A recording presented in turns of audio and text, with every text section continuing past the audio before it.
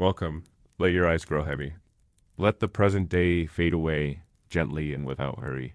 Rain settles on stone, wind bites at the edge of every tunic, and silence hangs heavy broken only by the low creak of wooden palisades or the sharp shout of a centurion beginning his watch. This is the Rome of rough stone, dull metal, and sheer human endurance, of tired hands gripping spears at dawn and commanders counting heads every evening. Let the rhythm of ancient routine lull you. We will start, fittingly, with the sound of spears being sharpened at dawn. Cold hands, weary eyes, and the endless mist of the frontier. Welcome to the very edge of civilization. You always do. One man warms his hands by slapping them against his thighs. It's a slurry of grains, hot if you're lucky, with maybe a sour fig or stale bread from yesterday. You eat standing up, watching the mist curl over the northern hills like it's trying to hide something. Maybe it is. Another is relieving himself behind a low wall, grumbling about the cold. You grab your gear, fingers numb and slow. You find your place on a rough bench and begin dragging a wet stone along your spearhead. The rhythm is calming in a way. The occasional snowstorm that seals the fort off completely, making even trips to the latrine a small expedition. You hear that and wonder what kind of bad debt or worse crime led them to choose exile and frostbite over a quiet job in a bakery. You've seen men crack, not from battle, but from boredom, from the grinding repetition, from not seeing a woman or even a tree taller than your tent pole in months, but your mind wanders. You think about the man 2 rows down who lost a toe last winter. You begin to know exactly how long it takes to dry a tunic by the fire, which boots leak, which commander can be bribed with cheese, or the patrol that didn't come back last month. Maybe it isn't. You don't speak. You don't move. You just wait. Because that's what life at the frontier is, a long, cold wait. The landscape stretches out in frozen waves. You can't see any enemies. You rarely do. But the threat is always there, like a shadow you can't quite catch. There's always something stirring out in the woods. Always the sense of this wall is less about keeping people out and more about reminding you just how far you are from the heart of Rome. Partly because you're a light sleeper, and partly because the cold is so invasive it becomes impossible to rest. Gauls, Thracians, even Syrians, everyone shipped in from different provinces and pressed into service together. You might not share a god or a hometown, but you share a fire. You share the same mud in your boots. Blankets, if you can call them that, are scratchy and full of lice. The roof leaks when it rains, which is often, and your bunkmate snores like he's possessed, just to make sure no one wandered off into the hills. You march in formation up and down the same courtyard until your calves burn. You practice throwing spears into straw dummies that haven't been replaced in months. When you finally get a moment to sit, it's not for rest, it's for cleaning. Armor doesn't polish itself, and if your centurion catches you slacking, you'll be scrubbing latrines with a stick. Again, or vanished. You are now standing somewhere along Hadrian's Wall, on the edge of the Roman Empire, in the northern wilds of Bacania. Tonight, you are not scrolling through glowing screens or adjusting your blanket one more time. Here, life was not about marble columns or wine-drenched feasts. It was about frost in your boots. About rationing barley with men who could barely speak your language. It was about waiting in the dark, unsure whether that rustling in the woods was a deer or something worse. No, tonight we are traveling far from your bed and deep into the chilly mists of the past. Picture a landscape cold and vast. We explore what it meant to wake up each day in the cold shadow of Hadrian's Wall. We'll discover buried letters, examine eerie mysteries, and contrast the mud-caked barracks with the heated baths of the elite just a few steps away. It is the 2nd century, and the Roman world is grand, but its edge is not. This is not the Rome of togas and philosophy. Over the next few chapters, we will walk in the footsteps of those forgotten soldiers and sleepy forts. The sky isn't dark, not exactly. It's more of a heavy gray, like wet wool. The air smells of damp stone and smoke, and the ground crunches underfoot. A thin skin of frost turning every step into a careful negotiation with gravity. You are part of a Roman auxiliary unit stationed at one of the many small outposts along Hadrian's Wall, and your day is just beginning. So settle in. Chapter 1. Sharpening spears on Hadrian's Wall at dawn. Imagine it's just before sunrise. You rise before the horn sounds. Outside, the barrack yard is already populated with shapes, other soldiers waking up, stretching, coughing. Breakfast is ... not breakfast, not as you might know it. No fried eggs, no toast. The day's first duty is weapons maintenance. Latin is the official language here, but you'd be amazed how many dialects swirl in the air. After weapons come drills. And then there's the weather. Always the weather. Rain that stings like sand. Wind that howls like wolves. But here's the twist. Some soldiers actually volunteered for this. There's a strange comfort to the routine, though. The way of life so rough becomes oddly predictable. As night falls, and it always seems to fall too quickly, horns sound again. You climb to the watchtower for sentry duty. You pull your cloak tight and listen. Somewhere out there, beyond the wall, a branch cracks. Maybe it's just an animal. Chapter 2. The Mutiny at Vindolanda. Let us now move west along Hadrian's Wall, to a place that began as a modest timber fort, and slowly grew into something sturdier, something more permanent, Vindolanda. A strange name, almost poetic, though its origins are unclear. It may mean something like white lawns or fair meadows, but this was not a place known for gentleness. Vindolanda sat in the cold lap of Britannia, a lonely outpost where winds howled and tempers sometimes boiled over. Most forts held a mix of auxiliaries drawn from across the empire, but Vindolanda was special. It became home to the first cohort of Tungrians, a unit originally from modern-day Belgium. These men weren't elite, but they were competent and deeply tired. In one of the worst winters on record, storms battered the fort walls for weeks. The palisades groaned. Tents collapsed under snow. A man froze to death just a few feet from the gate, buried under a drift no one noticed until morning. It wasn't glorious, it was just miserable. Yet the Vindolanda letters whisper a different truth, a truth of exhaustion, hunger, and quiet insubordination. Not the kind that topples empires.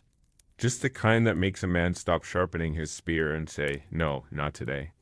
And it left the men asking why they should keep obeying commands from officers who seemed to be eating better and sleeping warmer than the rest.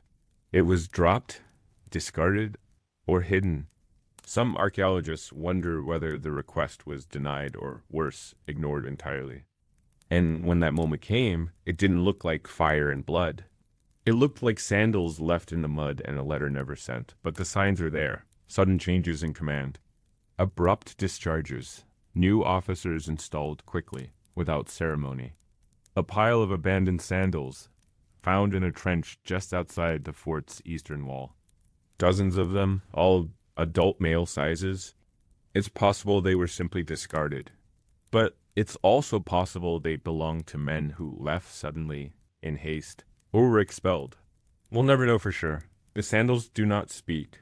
But the ground keeps its secrets for centuries, waiting for someone to dig gently enough to listen.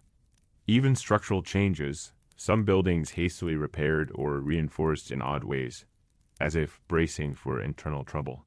One barrack wall had been patched up, not with timber, but with pieces of broken shields. And perhaps that silence was part of what happened next. And we know this not from legend or folklore, but from the rarest kind of historical artifact, personal letters. Actual messages scribbled on thin slices of wood, preserved by the wet, oxygen-free mud beneath the site. Just the quiet, simmering resentment of men who had gone too long without rest. Without decent food, without even the illusion that anyone back in Rome still remembered they were here. The garrison's supplies were delayed again and again. Meat arrived rotten. Barley was infested with weevils. Horses went hungry, then sick, and the men began to talk, not openly at first, but in the latrines, behind the bathhouse, during late night watch shifts when there were no officers nearby. They offer a quiet window into the private grievances of men stationed at the edge of the known world. One letter stands out. It's from a man named Masculus, a junior officer. His writing is hurried, scratched as if in frustration. He writes to his superior, requesting leave for 5 of his men. The wording is almost pleading. they are exhausted. They are entirely out of beer, which in this context is not just a preference, it's a problem. Beer and wine were essential staples, safer to drink than water, especially in frontier zones where stagnant puddles were more common than clean streams. Running out wasn't just a comfort issue, it hinted at deeper neglect. The letter, like many from the Vindolanda collection, was never sent, because Vindolanda, like many frontier forts, experienced something Rome tried very hard not to publicize, a mutiny. Not a dramatic uprising with banners and fire, no grand speeches. The tipping point may have been the weather, always the weather. We do not have a full chronicle of the event. And then there's the strangest detail of all. There is no record of a trial, no public executions. Rome preferred to forget its small mutinies, sweep them under a rug of official silence, and perhaps in that quiet defiance there's something profoundly human. Even at the edge of the world, beneath the crushing weight of an empire's expectations, men still had limits. They still had moments where enough was simply enough. Chapter 3. Lost Letters Buried Beneath the Barracks. Let us turn now not to the soldiers themselves, but to what they left behind by accident, by intention, or simply through the erosion of time. Deep beneath the floors of Vindolanda, past the modern grass and tidy footpaths, beyond the stone remains of the Roman walls, there's a layer of damp, oxygen-deprived earth that once formed the foundation of a bustling frontier fort. And in that quiet earth, preserved with astonishing grace, were the letters. Real letters, written on thin slivers of wood, no larger than a modern postcard. Most ancient texts that survive come from marble inscriptions or delicate parchment stored in dry climates. But Vindolanda is different. The wet conditions that would normally destroy have here become protectors. One commander lists the number of shoes worn out during patrols, dozens per month.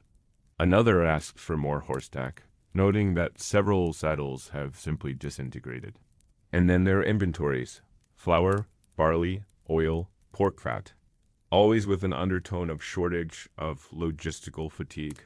There are over 1,000 known tablets now, many still being deciphered, and they read like fragments of overheard conversations. One officer writes about his frustrations with a subordinate, calling him lazy and untrustworthy. Another soldier vents about being passed over for promotion. Others are so faint they resemble tree bark more than text. But every season, new fragments emerge. Each one is treated with reverence, scanned, recorded, preserved. The letters do not shout, they whisper.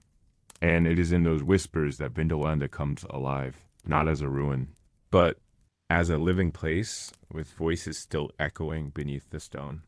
These were likely intended as confidential communiques, yet now, centuries later, they are being studied by scholars and schoolchildren alike. Vindolanda's gossip, ironically immortalized. But in truth, it was filled with noise boots stomping on timber floors, arguments over missing rations, the low murmur of Latin and provincial tongues mixing at the hearth. And in those letters, that hum of everyday life never really stopped. It just waited silently for someone to dig deep enough to hear it again. An invitation to a birthday party. A list of supplies requested from the storehouse. A casual complaint about the weather. Even a note asking someone to send more socks. Others have faded so much that entire teams have spent years reconstructing their faint lines with infrared photography. In many cases, the ink has vanished entirely, leaving only the shallow grooves where the stylus pressed into the wood. Yet those grooves are enough. Enough to piece together menus, rosters, arguments, and invitations to dinner. Enough to remind us that the people who lived here were not shadows or nameless figures in a textbook, but real humans who missed home, who worried about socks, who made plans they might never have kept. It speaks of friendship, of loneliness, of yearning for human connection in a place so far removed from home.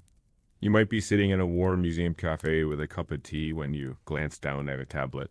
Translation that reads, "I have sent the hides, but we are entirely out of linseed. The grain is spoiled. I fear we will have to petition the prefect again." Suddenly, you're not in a museum anymore. You're in the mud. You're in the middle of a supply crisis, You can almost hear the frustration in the writer's voice. The birthday party she invites Sapisha to would have likely been a modest gathering candles, baked goods, maybe some music if a soldier happened to know how to play. The things most would have assumed important official orders, edicts, military honors have mostly vanished. But a woman's invitation to a party and a soldier's plea for more beer? Somehow, those survived. But even at the empire's edge, the desire for celebration and sisterhood remained. It is, in many ways, the most accidental time capsule of ordinary life imaginable.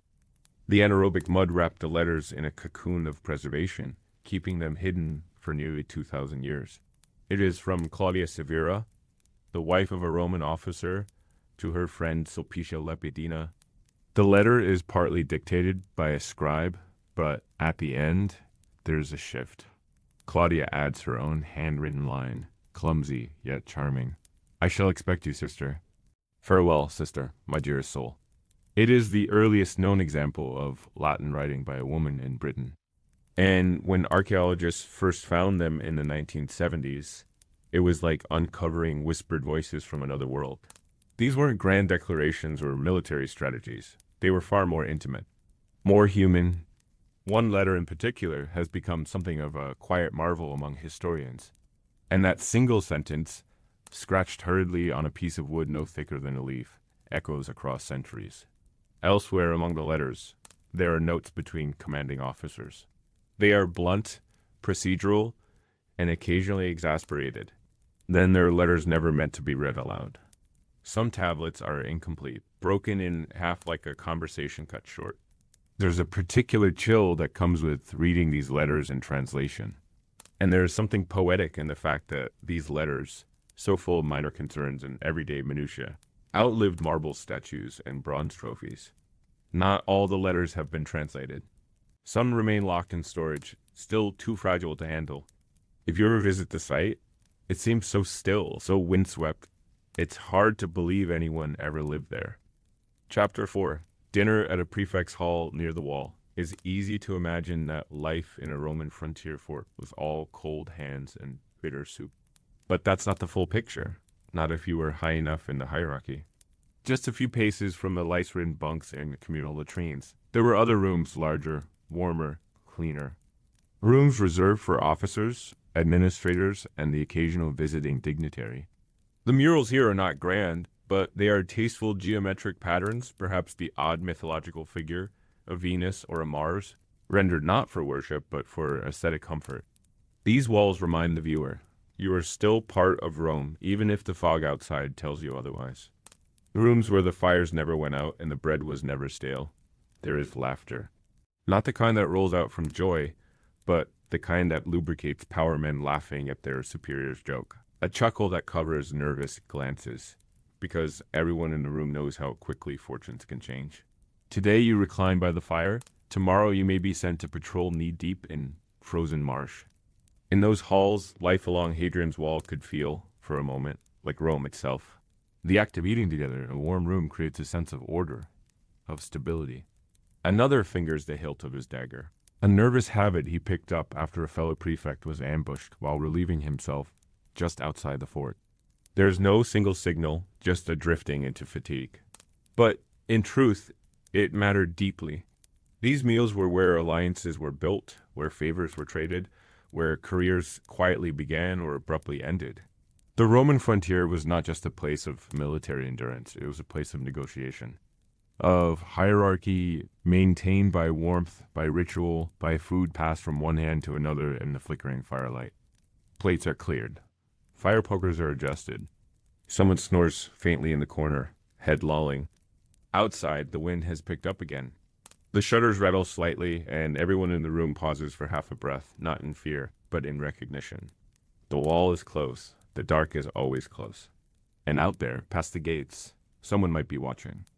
No amount of wine can fully erase the memory of such things. It's no coincidence that Rome brought its dining customs wherever it conquered. The table became a theater of civilization. Think also of heated floors and quiet dinners, of cautious laughter, of men pretending they are not afraid, if only for the length of a single course. An argument that Rome was not just about conquest, but about culture, about knowing which knife to use and when to pour the second cup of wine. Their hands are cracked from washing linens in icy water, their eyes trained on the floor. A traveling bard might sing in a Celtic tongue no one fully understands.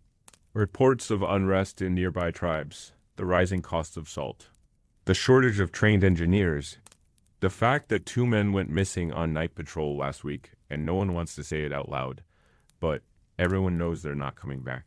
A senator's envoy is due in a month, and the fort is a mess. The outer wall needs repair. The grain shipment is late. Again. A soldier might perform a bawdy poem he's memorized poorly.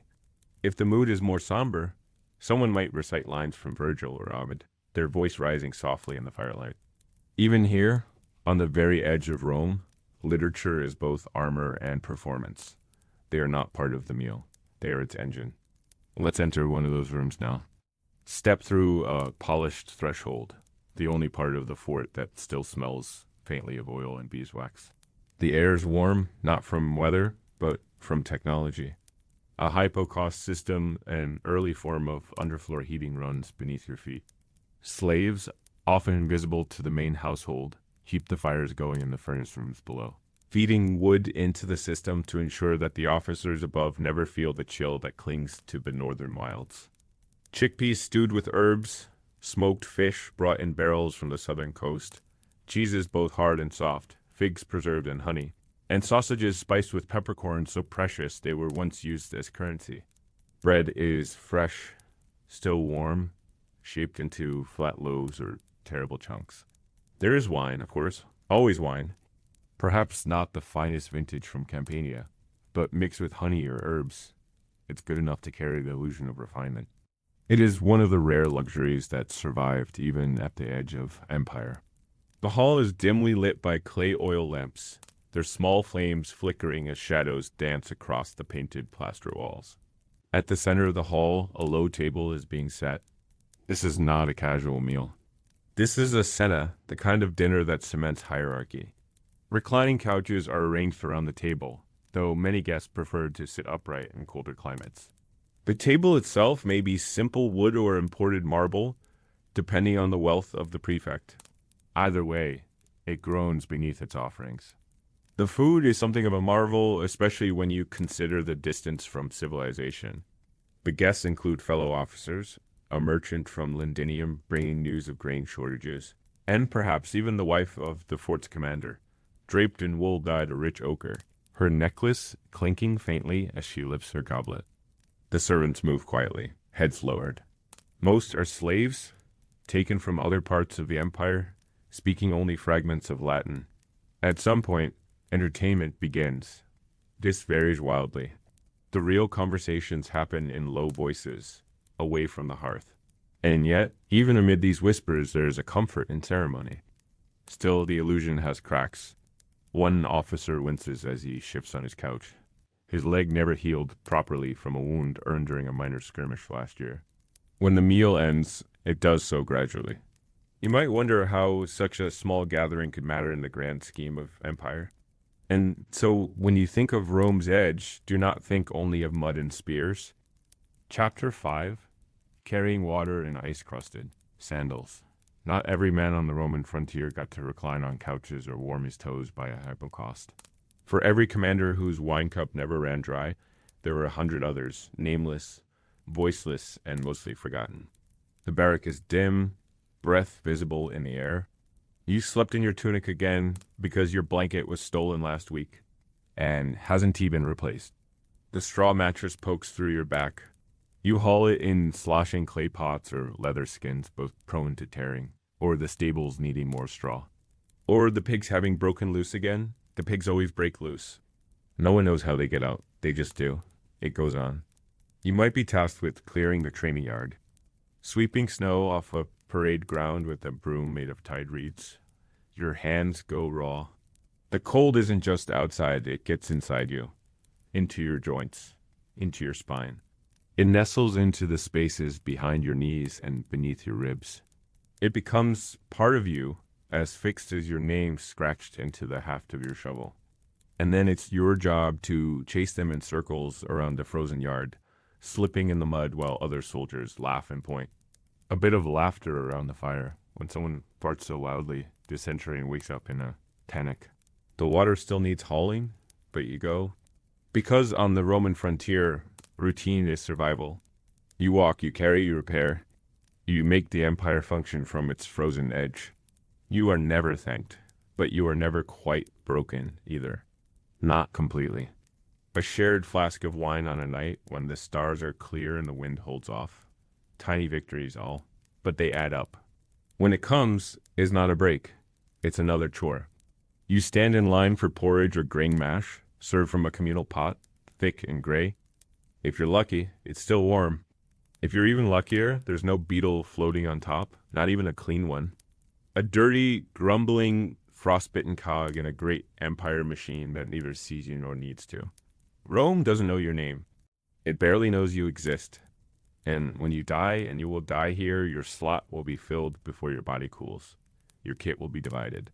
Your bed scraped out, your name forgotten within a week. Except perhaps by the pigs. Somehow they remember everything. You eat quickly, head down, balancing the bowl against your chest. The cold makes the spoon stick slightly to your fingers. The walk is slow, made slower by the frozen ground that turns every step into a negotiation. A heaviness that makes your limbs slow and your mind dull. You forget what it feels like to be dry, or to not smell of smoke. Not from combat, but from the work itself. A slipped pickaxe to the foot. A splinter that festers for days. A toothache that turns into fever. There's no real medical care, not for men like you. A bit of honey, maybe. A prayer to Asclepius scratched into a wall. Most wounds either heal or don't. If they don't, you're given a day to rest. Maybe 2. After that, you're expected to keep working, or you're replaced. You forget your own voice because shouting is only used for commands and jokes, and neither are things you do much of. Somehow, you keep going because there's no alternative. You're stuck here for 25 years unless you desert. And desertion isn't a plan. It's a death wish. Even if you survive the wild, even if you outrun the patrols, there's nowhere to go. You don't speak the local language. You have no coin. And the nearest town is full of other desperate men who will slit your throat for your belt buckle. Fall once and you'll be wet for the rest of the day. Wet and cold is a bad combination out here. It's how men lose toes. Or worse, stop waking up entirely. A rat scurries across the rafters, and there's a smell, sweat, mildew, something else. You stopped noticing it a long time ago. These were the men who made the empire function at its outer edge. The men who fetched the water, repaired the fences, unloaded the carts, and hauled firewood through sleep. If you want to know what life truly felt like on Hadrian's Wall, you must put yourself in their sandals crusted with ice, sawless cracked, toes numb long before breakfast. Imagine being roused before dawn. Not with a horn, but with the shove of another soldier's foot, cold and impatient. The first task is water. It's always water. It freezes in buckets. It spills on tunics and soaks into boots. The fort's cisterns are poorly maintained, and the nearest stream runs just beyond the palisade, near the edge of the woods. Too far for comfort, just far enough for danger. You don't go alone. No one ever does. But you still go quietly. The ground crunches beneath your feet. Your breath fogs in front of your face. Your teeth ache from the cold. Carrying water isn't glamorous. It's heavy, tedious, and thankless. Once you return, there's no pause. Someone's already shouting about the latrine trench needing to be dug out. And still, food. There is a fatigue that settles into the body after weeks of this kind of life. It's not just tiredness. It's something deeper. And then there are the injuries, and yet you are a cog. But there are moments, small ones, a loaf of bread that isn't stale. A letter from home, smudged but legible. And so the next day, you rise again. The sandals are still wet. As the day stretches on, the tasks never truly stop. If anything, the afternoons along the Roman frontier are filled with a different kind of weight, a psychological fatigue that seeps in once your muscles are already sore. Water softens the foundations, stone slips from its mortar, and small gaps appear. These gaps are a problem, not because an army could sneak through, but because they make the entire structure feel vulnerable. No one truly believes they'll be rewarded or remembered, but they do the work anyway. Maybe out of duty. Maybe because they don't know how not to. A small crowd gathers. The stakes are low, perhaps a scrap of meat or a leather belt loop, but the energy is real. For a few minutes, the game becomes a break from the gray. You laugh when someone accuses another of cheating, even though everyone cheats a little. It's understood. A small, unspoken agreement that dishonesty is only wrong if you're caught. In a strange way, it's its own kind of loyalty, not to Rome, but to the man beside you. A final chore is assigned fuel collection. The wood pile is low again. And in your final thoughts before sleep, you wonder not about Rome or glory or gods, but whether the socks you washed will be dry by morning. It's always low. You're sent into the edge of the woods with a small axe and a bundle rope.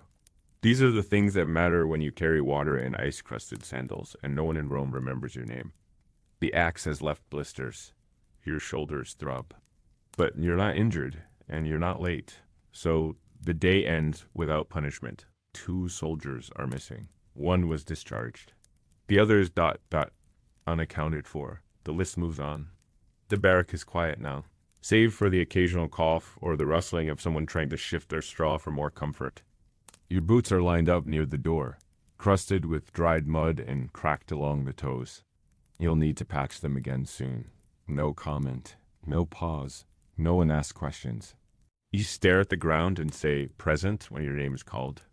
You consider that a small triumph? Dinner is more barley mash, this time slightly burned. You eat it anyway. Hunger dulls the tongue.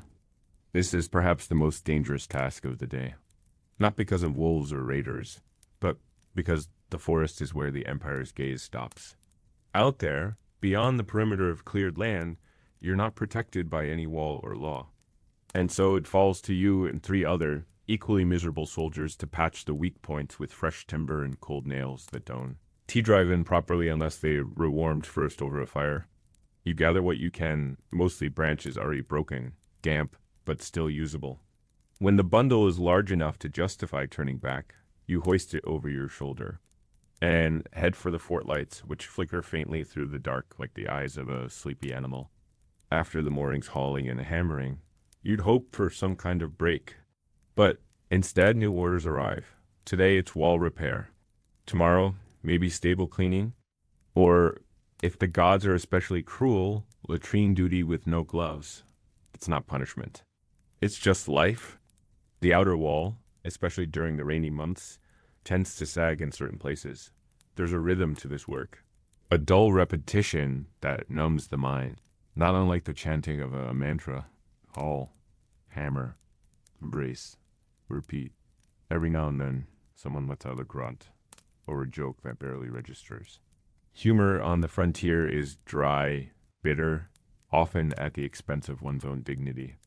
The centurion has inspected the repairs and, mercifully, offered a nod instead of a punishment.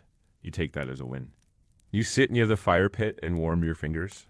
They don't burn, exactly. They tingle like they're waking up from some small death.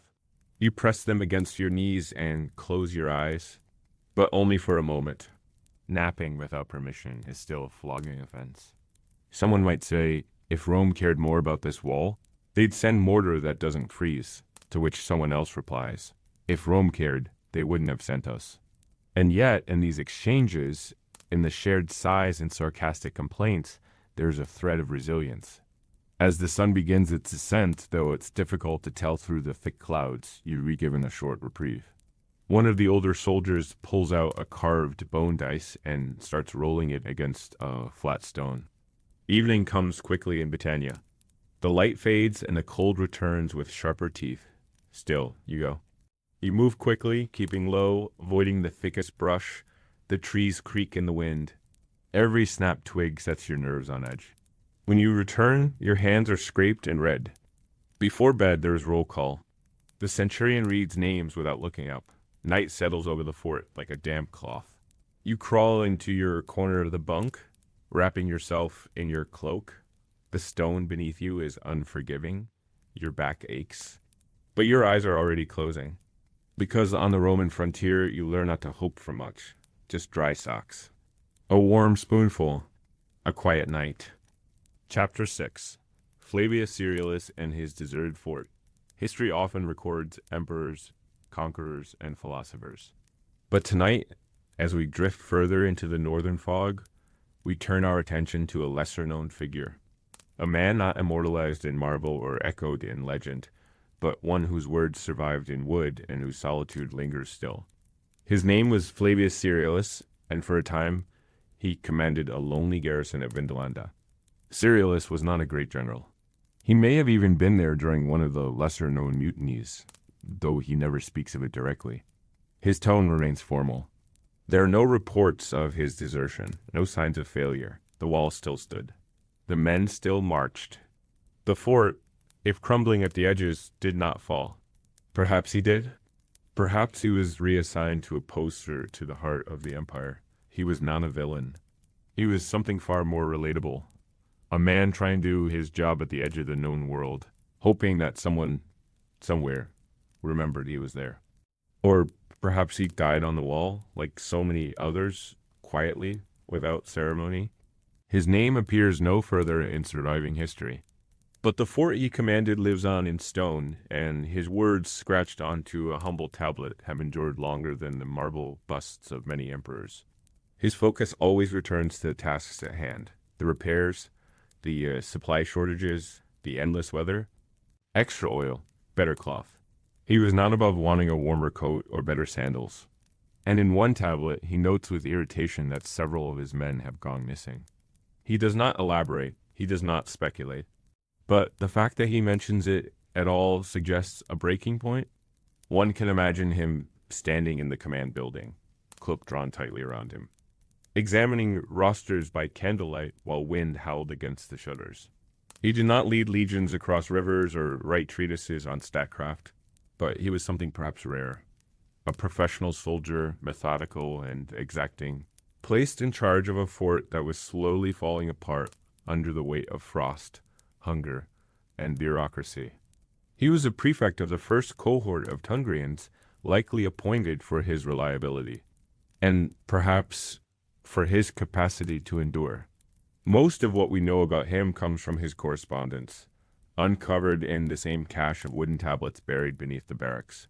A reminder that history is not always made by those who shout loudest or swing the biggest sword. Sometimes it is made by a man who shows up every day. Despite the cold, despite the silence, despite the weight of being forgotten, he did not intend to be remembered. His words were routine, orderly, a little impatient. But between the lines of his reports, his inventory requests, his formal complaints, something else emerges. A sense of weary persistence. A man who, though far from Rome and far from comfort, continued to hold the line quietly, stubbornly, without a claim. His letters are addressed to superiors, to quartermasters, occasionally even to friends. In one, he notes that the fort's grain supply is again insufficient, blaming shipment delays and suggesting, without flair, that the men are beginning to suffer for it. In another, he requests more writing tablets, perhaps a hint at how much of his time was spent in paperwork rather than warfare. And then there's a letter from Claudius Severa, his wife inviting a fellow officer's wife to a birthday party. It's short, but tender. It ends with words in Claudia's own hand, words that suggest loneliness, routine, and a longing for softness amid a life of stone and smoke. We know that Cerealis spent years at Vindolanda. It is said that commanding a frontier fort was less about military brilliance and more about endurance. And Cerealis, in this regard, was successful, but he was not immune to the pressures of isolation. His letters grow increasingly clipped over time. There are more requests for items that are comfort-oriented honey. There are no known records of Cerealis returning to Rome. There is something deeply human in that. Cerealis was not a hero. To better understand the world Cerealis moved through, imagine a commander's quarters in winter. The wind hammers the walls outside, and the air within is thick with smoke from a brazier that barely warms the toes, and the echo of marching boots on the stone yard below. You answered to governors who rarely visited and who measured your worth in tidy reports and infrequent inspections. And when things went wrong, as they often did, you took the blame, you sent more letters, filed more reports. Watched the weeks disappear in a blur of parchment and mud. At the frontier, rank and familiarity coexisted out of necessity. Whether to clear Hid or assess the readiness of his sentries, the cold ramparts would have been a familiar place. From that height, he could see the hills roll away into the dark, vanishing into the mist. And there were no cities, no vineyards, just forest and swamp, and the idea of an enemy who might or might not exist. Not scandal, not collapse. Just the slow, grinding loss of purpose in a place that feels more forgotten each year, but scratched into ink on a fragile wooden tablet. He may have been forgotten by Rome, but the ground beneath his feet remembered. His letters were not burned, they were buried. And 2,000 years later, they are read again. Not for what they say about victory or power, but for what they reveal about endurance. For Vindolanda, that man may have been Flavius Ceriolus, and for that, perhaps more than anything, Ceriolus deserves his place in history. It is said the silence of the frontier was the most dangerous part, not because it hid danger, but because it let your mind fill in what wasn't there. You couldn't lead from behind. The fort was too small for that. Leadership meant walking the walls, inspecting rations, attending funerals. Perhaps he returned home, reassigned, or retired, carrying with him a mind heavy with winters and an ache in his legs that never quite left. Or perhaps, as one local legend insists, he simply walked out through the northern gate one night, tired of sending letters that no one answered. The kind of story that soldiers tell each other on night watch to break up the monotony. But even if it isn't true, it lingers for a reason. Yes, even the funerals. When a soldier died, whether from wounds, illness, or exposure, it was the prefect's duty to oversee the burial, to ensure his name was recorded, his belongings divided, to offer a token gesture to the gods, even if belief had worn thin. His men were mostly auxiliaries, not citizens of Rome. But conscripts from the provinces, their tongues a mess of accents, and their tempers easily frayed. Discipline, while essential, was often tested. Supplies were late. His name simply fades from the record after a certain year, replaced by another. One day he was there, commanding a garrison on the edge of the world. And then he wasn't. A centurion under his command had been accused of mistreating recruits, striking them too harshly, berating them without cause. Ceriolus doesn't react with outrage. His tone is ... tired.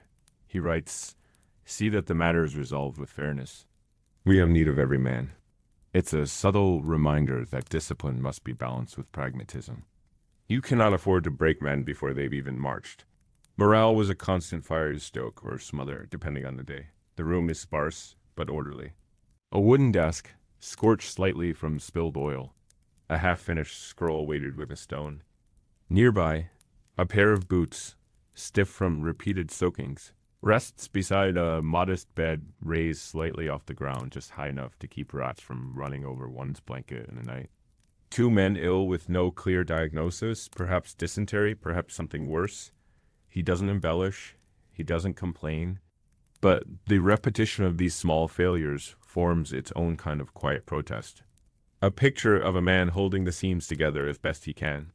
It was here, or in some room like it, that Ceriolus sat most evenings. His only company, the flicker of fire command in such a place, was not about glory. It was about maintenance. You kept the men fed. You made sure the walls stood. Ceriolus' letters suggest someone methodical, even meticulous. He lists equipment losses with a kind of exhausted precision. 6 pilums broken, 1 scutum cracked, 3 cloaks beyond repair. One particularly revealing tablet is addressed not to a superior, but to a subordinate. Ceriolus likely knew most of his soldiers by name. Did Ceriolus ever walk the wall alone at night? Almost certainly. That silence may have worn him down. There are no final letters, no valedictory notes from Ceriolus. Perhaps he died of fever, quietly, in the command room with only a slave to notice. In every garrison, there's one man who bears the weight of quiet failure, and yet, despite all this, his name did survive. not carved into marble or cast in bronze. To lead a fort like Vindolanda was not to rule. It was to persist. Chapter 7. Skeletons beneath the latrine pit, beneath the marching boots and crumbling walls of Rome's northern frontier. Beneath the noisy drills and muttered prayers, there lay something far more silent. Something the soldiers did not talk about, but all expected to meet eventually. Death on the wall did not come with trumpet blasts or long-winded eulogies. It came quietly, often without witness, and occasionally without a burial. At one fort not far from Vindolanda, archaeologists uncovered a series of skeletons hidden beneath what had once been a latrine pit. Not an unofficial burial ground, not a marked cemetery. A latrine, dug deep, lined with stone or timber, they were one of the few amenities that truly separated Roman forts from the more primitive encampments of their enemies. Some lay face down, others curled unnaturally, a few were missing limbs. The child's skeleton had no skull. There were no coins, no amulets, no shreds of clothing to indicate ceremonial treatment. This wasn't ritual. It was disposal. Regular cleaning and drainage were assigned to lower-ranking soldiers, not a task to envy, but a necessary one. Waste had to go somewhere. Slaves who died and were denied formal burial rites. The truth is, we may never know, but the implications linger like a chill draft in an empty room. At a site near Carlisle, human remains were discovered in a trench once used for drainage. A cough that wouldn't go away. The wilds of Britannia are dense, riddled with bogs and marshes. A man could sink and never be seen again, his name scratched off the roster, his belongings divided. His death just another subtraction on a supply sheet. Once a man fell ill, he was separated, often placed in a corner of the barracks or the medicus tent, which was little more than a flap of canvas with some poultices inside. Maybe it's the thought that even in death, some people were treated as less than waste. Who gets remembered? Who is written into the scrolls? And who is left beneath the floorboards, beneath the pit? Their story never told except through the angle of their femur or the scrape of a knife on bone. Or maybe it's because we understand at some level that the line between being buried with honors and being buried with dung was thinner than most soldiers dared admit. On the Roman frontier, you could train, serve, obey, and still disappear. But sometimes, centuries later, the earth speaks. And in that whisper, even the forgotten find their place again. And if he didn't improve quickly, he was left to fate. Death was inconvenient. Disposal even more so. In another, skeletons were found in what appeared to be a collapsed well. Always without context. Always without care. Disease was always lurking, and latrines, when properly maintained, were a line of defense. These weren't bodies discarded in some hidden grove far from camp. They were placed deliberately or hastily just beneath the very place soldiers visited daily. There's a strange, cruel irony in that. The idea that you could walk above the remains of the forgotten, the discarded, while thinking only of your bowels and the next chore on your list. Even slaves who were afforded few rights in life often received more formal burials than this. Here lies Marcus, soldier of the 6th Legion, faithful and brave, that sort of thing. But these were the exceptions. Often, the only marker a soldier received was a pile of stones and a note in a logbook. Sometimes not even that. Which leads us to consider a darker possibility, that these were not just the forgotten, but the erased. Individuals whose deaths were not simply overlooked, but concealed. The kind of place a man visits daily without a second thought. And here, stacked loosely in the soil, were the remains of several individuals, men, women, even a child. No grave goods. No markers, just bones jumbled beneath the drain. The living moved on. The dead sometimes stayed right where they fell. It's easy to romanticize Roman death. We picture noble generals breathing their last in a marble villa, or grand funerals with masks and flaming pyres. But for the vast majority of Roman soldiers stationed on the frontier, death was both mundane and unpleasant. No monuments, no coins placed over the eyes.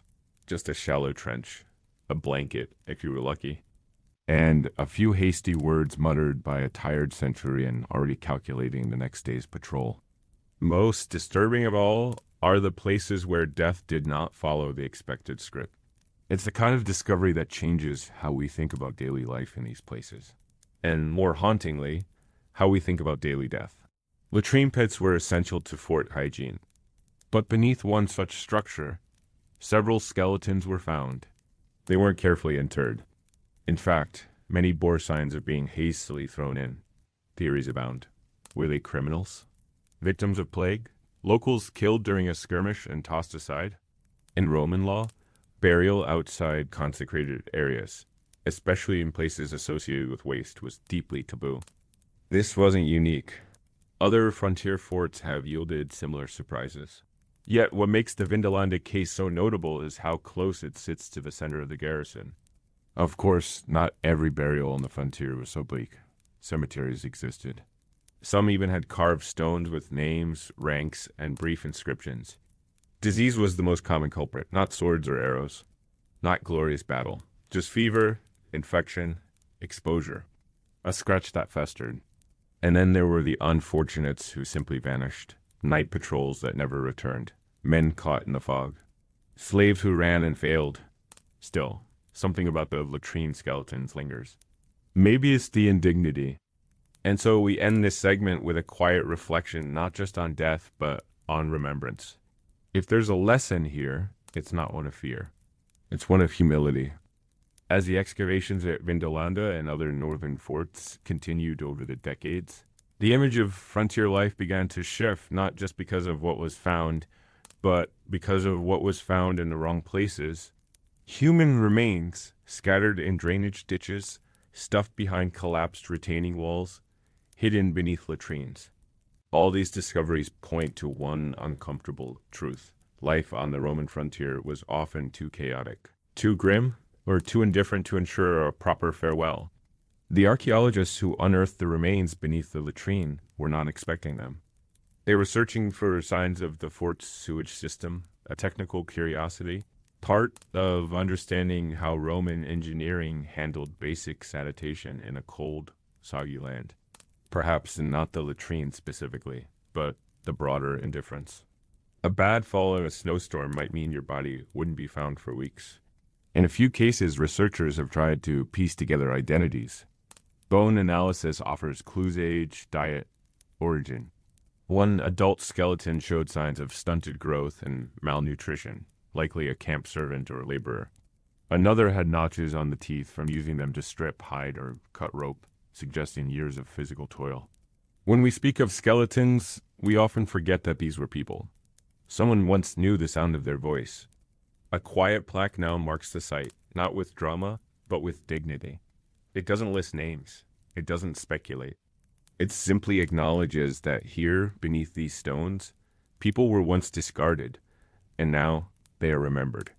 Someone once passed them a cup of water, or laughed at their joke by the fire. Picture also the forgotten trench, the hurried burial, the quiet bones beneath your feet, not as tragedy, but as truth. They were not anonymous until they were made so. And while the passage of time strips away names, it cannot erase presence. And sometimes not even that much was returned. They were here. They mattered. These weren't elites. They weren't decorated veterans. They were workers, and they died without names. A fever could take you in a night, and by morning your name would already be on someone else's rations list. Their bones are measured, scanned, documented, preserved. They have become case studies, evidence in journals, faces in reconstructed sketches.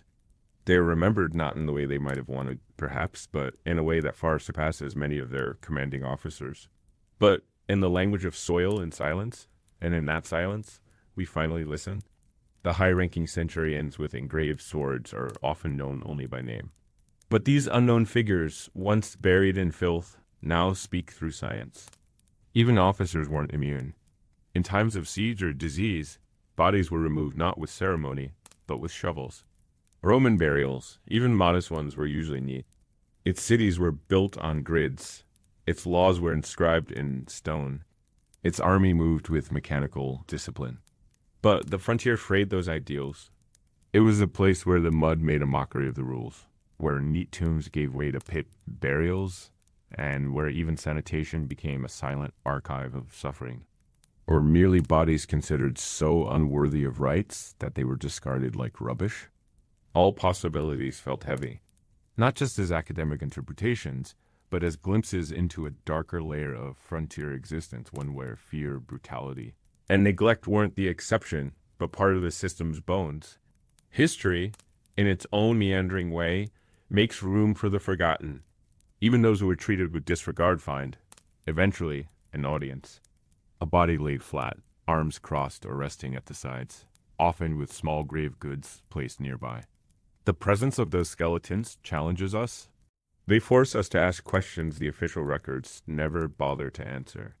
They tug at the neat borders of Roman pride and reveal the messy underside of military life.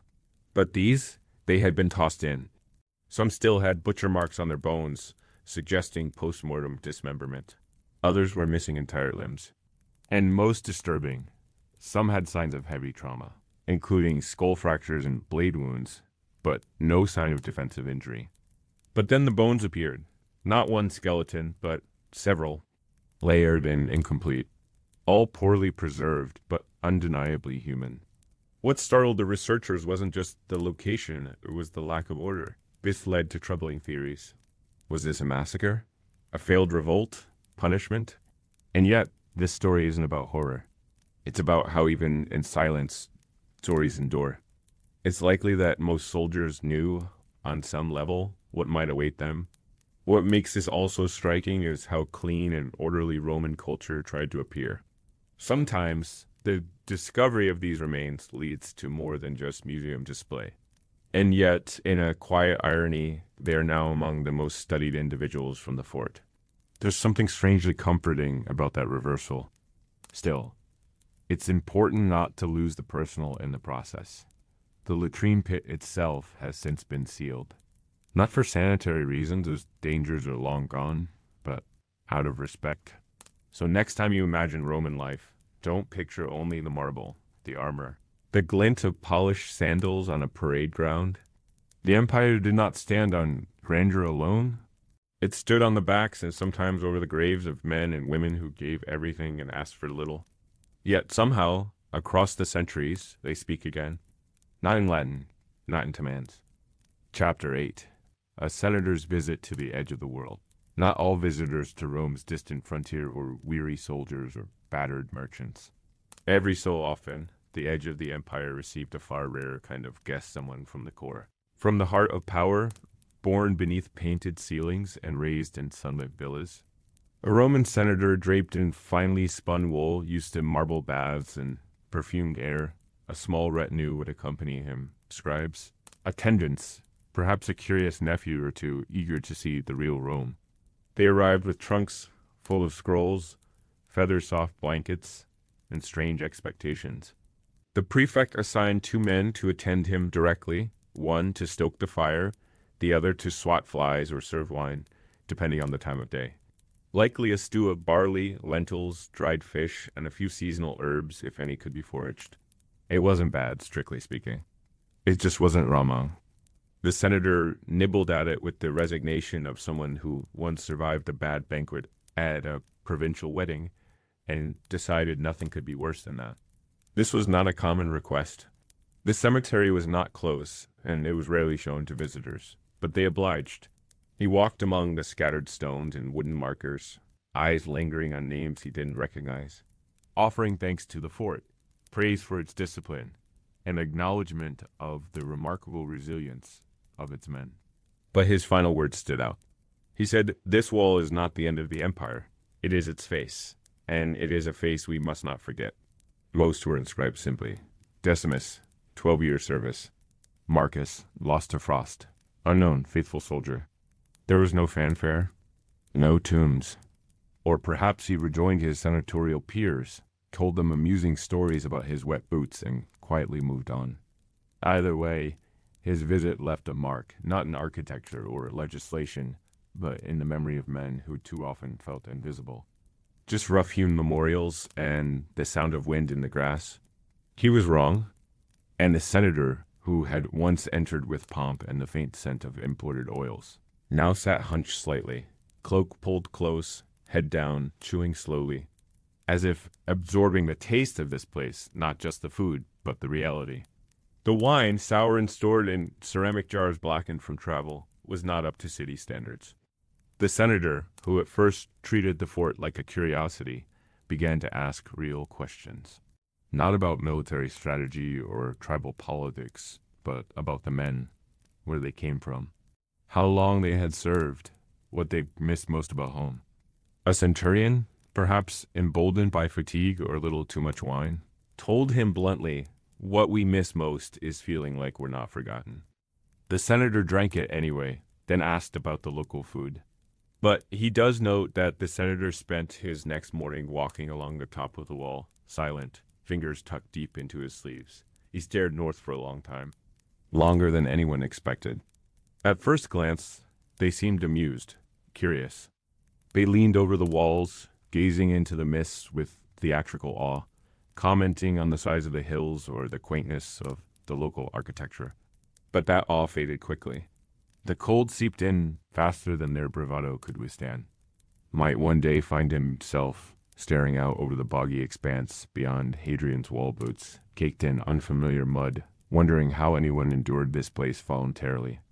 According to Aleus, the senator arrived in early autumn, believing the weather to be bracing. Within hours, he was asking for more cloaks and inquiring politely at first whether the camp had a heated bathhouse. It did not.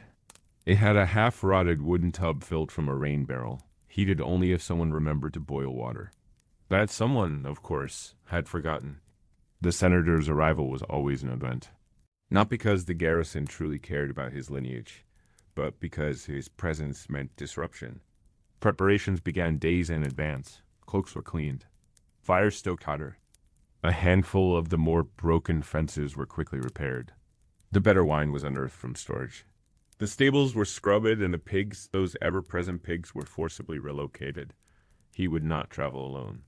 One such visit, partially recorded in a surviving account from a provincial administrator named Aelius Magnus, tells us what the frontier looked like through senatorial eyes. The senator made his complaints quietly, but they were heard. What he was served depended on the creativity of the camp cook. Yet even as the comforts eroded, something changed. It's unclear how the senator responded. Aelius doesn't record it. Later that day, he asked to see the graveyard. That night at dinner, he said little. The brazier crackled. The pig stew was saltier than usual. No one mentioned the weather.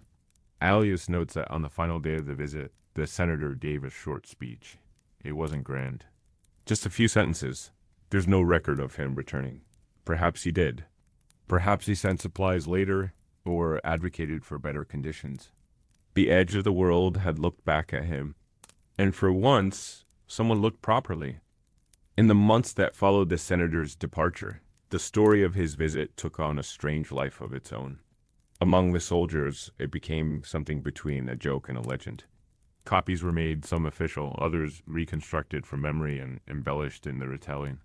The wall is not the end of the empire, he had said. Most of them governed with parchment and proxies, their understanding of frontier life limited to second-hand complaints and exaggerated reports. This one, his name already fading from memory, had come in person. The cook received a tin of better salt from the stores at Ebricum. Crude lines, mismetered and uneven, carved with a nail into soft wood.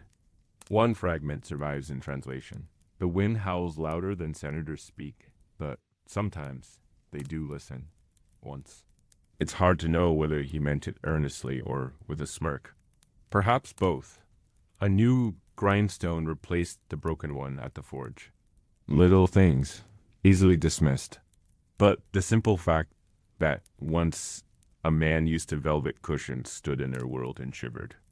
And through that shared discomfort, something almost like understanding passed between them. The rain turned the parade ground into a soup of mud. But the memory remained not in parchment, but in tone, in the way the men talked about Rome afterward. Not as a distant god, but as something that had once briefly come to visit. The senator's presence had been brief, but it had shifted something subtle in the atmosphere. He had reminded them, however unintentionally, that Rome was still Rome. but he looked. And sometimes that is enough. In the cold hierarchy of the Empire, most frontier soldiers were shadows, necessary, replaceable, forgotten. But when one man from the top traveled all the way to the bottom, stood on their wall, and felt the wind in his bones, it blurred the lines just a little. That somewhere beyond the wall of fog and pine, people in power still existed, and could still be surprised by what they found. The men marched, they argued, they prayed to forgotten gods. But somewhere in the back of their minds, the senator remained. A figure in fine wool, boots muddied, face drawn in disbelief at the sheer gray vastness of the frontier. But meaningful in a place where weeks could pass without a single sign that Rome even remembered you existed. He had walked the grounds, listened to the silence, asked about the pigs. That alone set him apart. It is its face. That line, poetic and sharp, found its way into more than one report sent south. Others suspected he was angling for a military appointment, hoping to burnish his credentials before a campaign in Germania. But these theories didn't matter much, because in truth, whatever his reasons, he had come. And in doing so, he had confirmed something the soldiers rarely got to feel, that their suffering wasn't entirely invisible. And while most bureaucrats likely ignored it, a few may have paused for a moment, before moving on to grain tallies and tax disputes.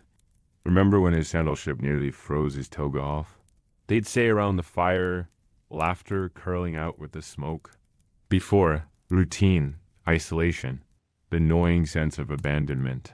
After, still the same, but now with the faint echo of acknowledgement. The knowledge that, however briefly, the Empire's gaze had fallen on them and stayed long enough to see. I swear he thought the pigs were part of the guard detail. And yet, behind the humor, there was something else, a flicker of pride. The idea that someone from the heart of Rome had come here, had seen the mud, tasted the stew, and hadn't run screaming. Word of the senator's speech, brief, though it was traveled further than expected. It was a rare thing. Senators didn't often leave the warmth of the southern provinces. Some of the more cynical soldiers joked that he only came to escape political squabbles in Rome, that the fort was quieter than the Senate floor and had fewer knives behind backs. A few small changes followed, nothing dramatic. A shipment of wool cloaks arrived weeks later, perhaps a coincidence, perhaps not. One soldier, a veteran named Varenus, began scratching poems into the beams of his barracks after the visit. Life, of course, returned to normal. The pigs broke loose again. Not everyone was impressed, of course. Some officers grumbled that the visit had disrupted discipline, that the extra rations and decorations were a waste, but these complaints faded. In one report, never sent and later found in a stash of discarded correspondence, a young clerk wrote, "He did not understand us. It is easy to underestimate the power of being seen." And that is what lingers, not the speech, not the wine. In time, his name faded. Even the inscription in the commander's logbook smeared into illegibility. At the edge of the world, that's as close to a miracle as you can ask for. Chapter 9. Stitching cloaks with frozen fingers. There are many ways to perish on the Roman frontier. Some are dramatic skirmishes with northern tribes, ambushes in the fog, a thrown spear catching the throat in a moment of bad luck. But most deaths aren't like that. They aren't quick or honorable or remembered. They begin with something simple, a cough, a twisted ankle. Not because they were tailors, but because survival demanded it. Vinegar rinses. A man could carry out every order, complete every drill, and still find himself one morning unable to tie his belt. Numb fingers were mocked at first. Your bunkmates might laugh, call you delicate. But when the jokes faded, concern set in. Everyone knew what frostbite looked like. He'd once been a tailor, or so he claimed. They thought they were tougher than the cold. Others simply gave up, slowly, quietly. A blanket for a shroud, if one could be spared. Against cold, against decay, against the slow surrender of the body to the weather. A man with needle in hand was still fighting. He was still present, still part of the living. No ceremony.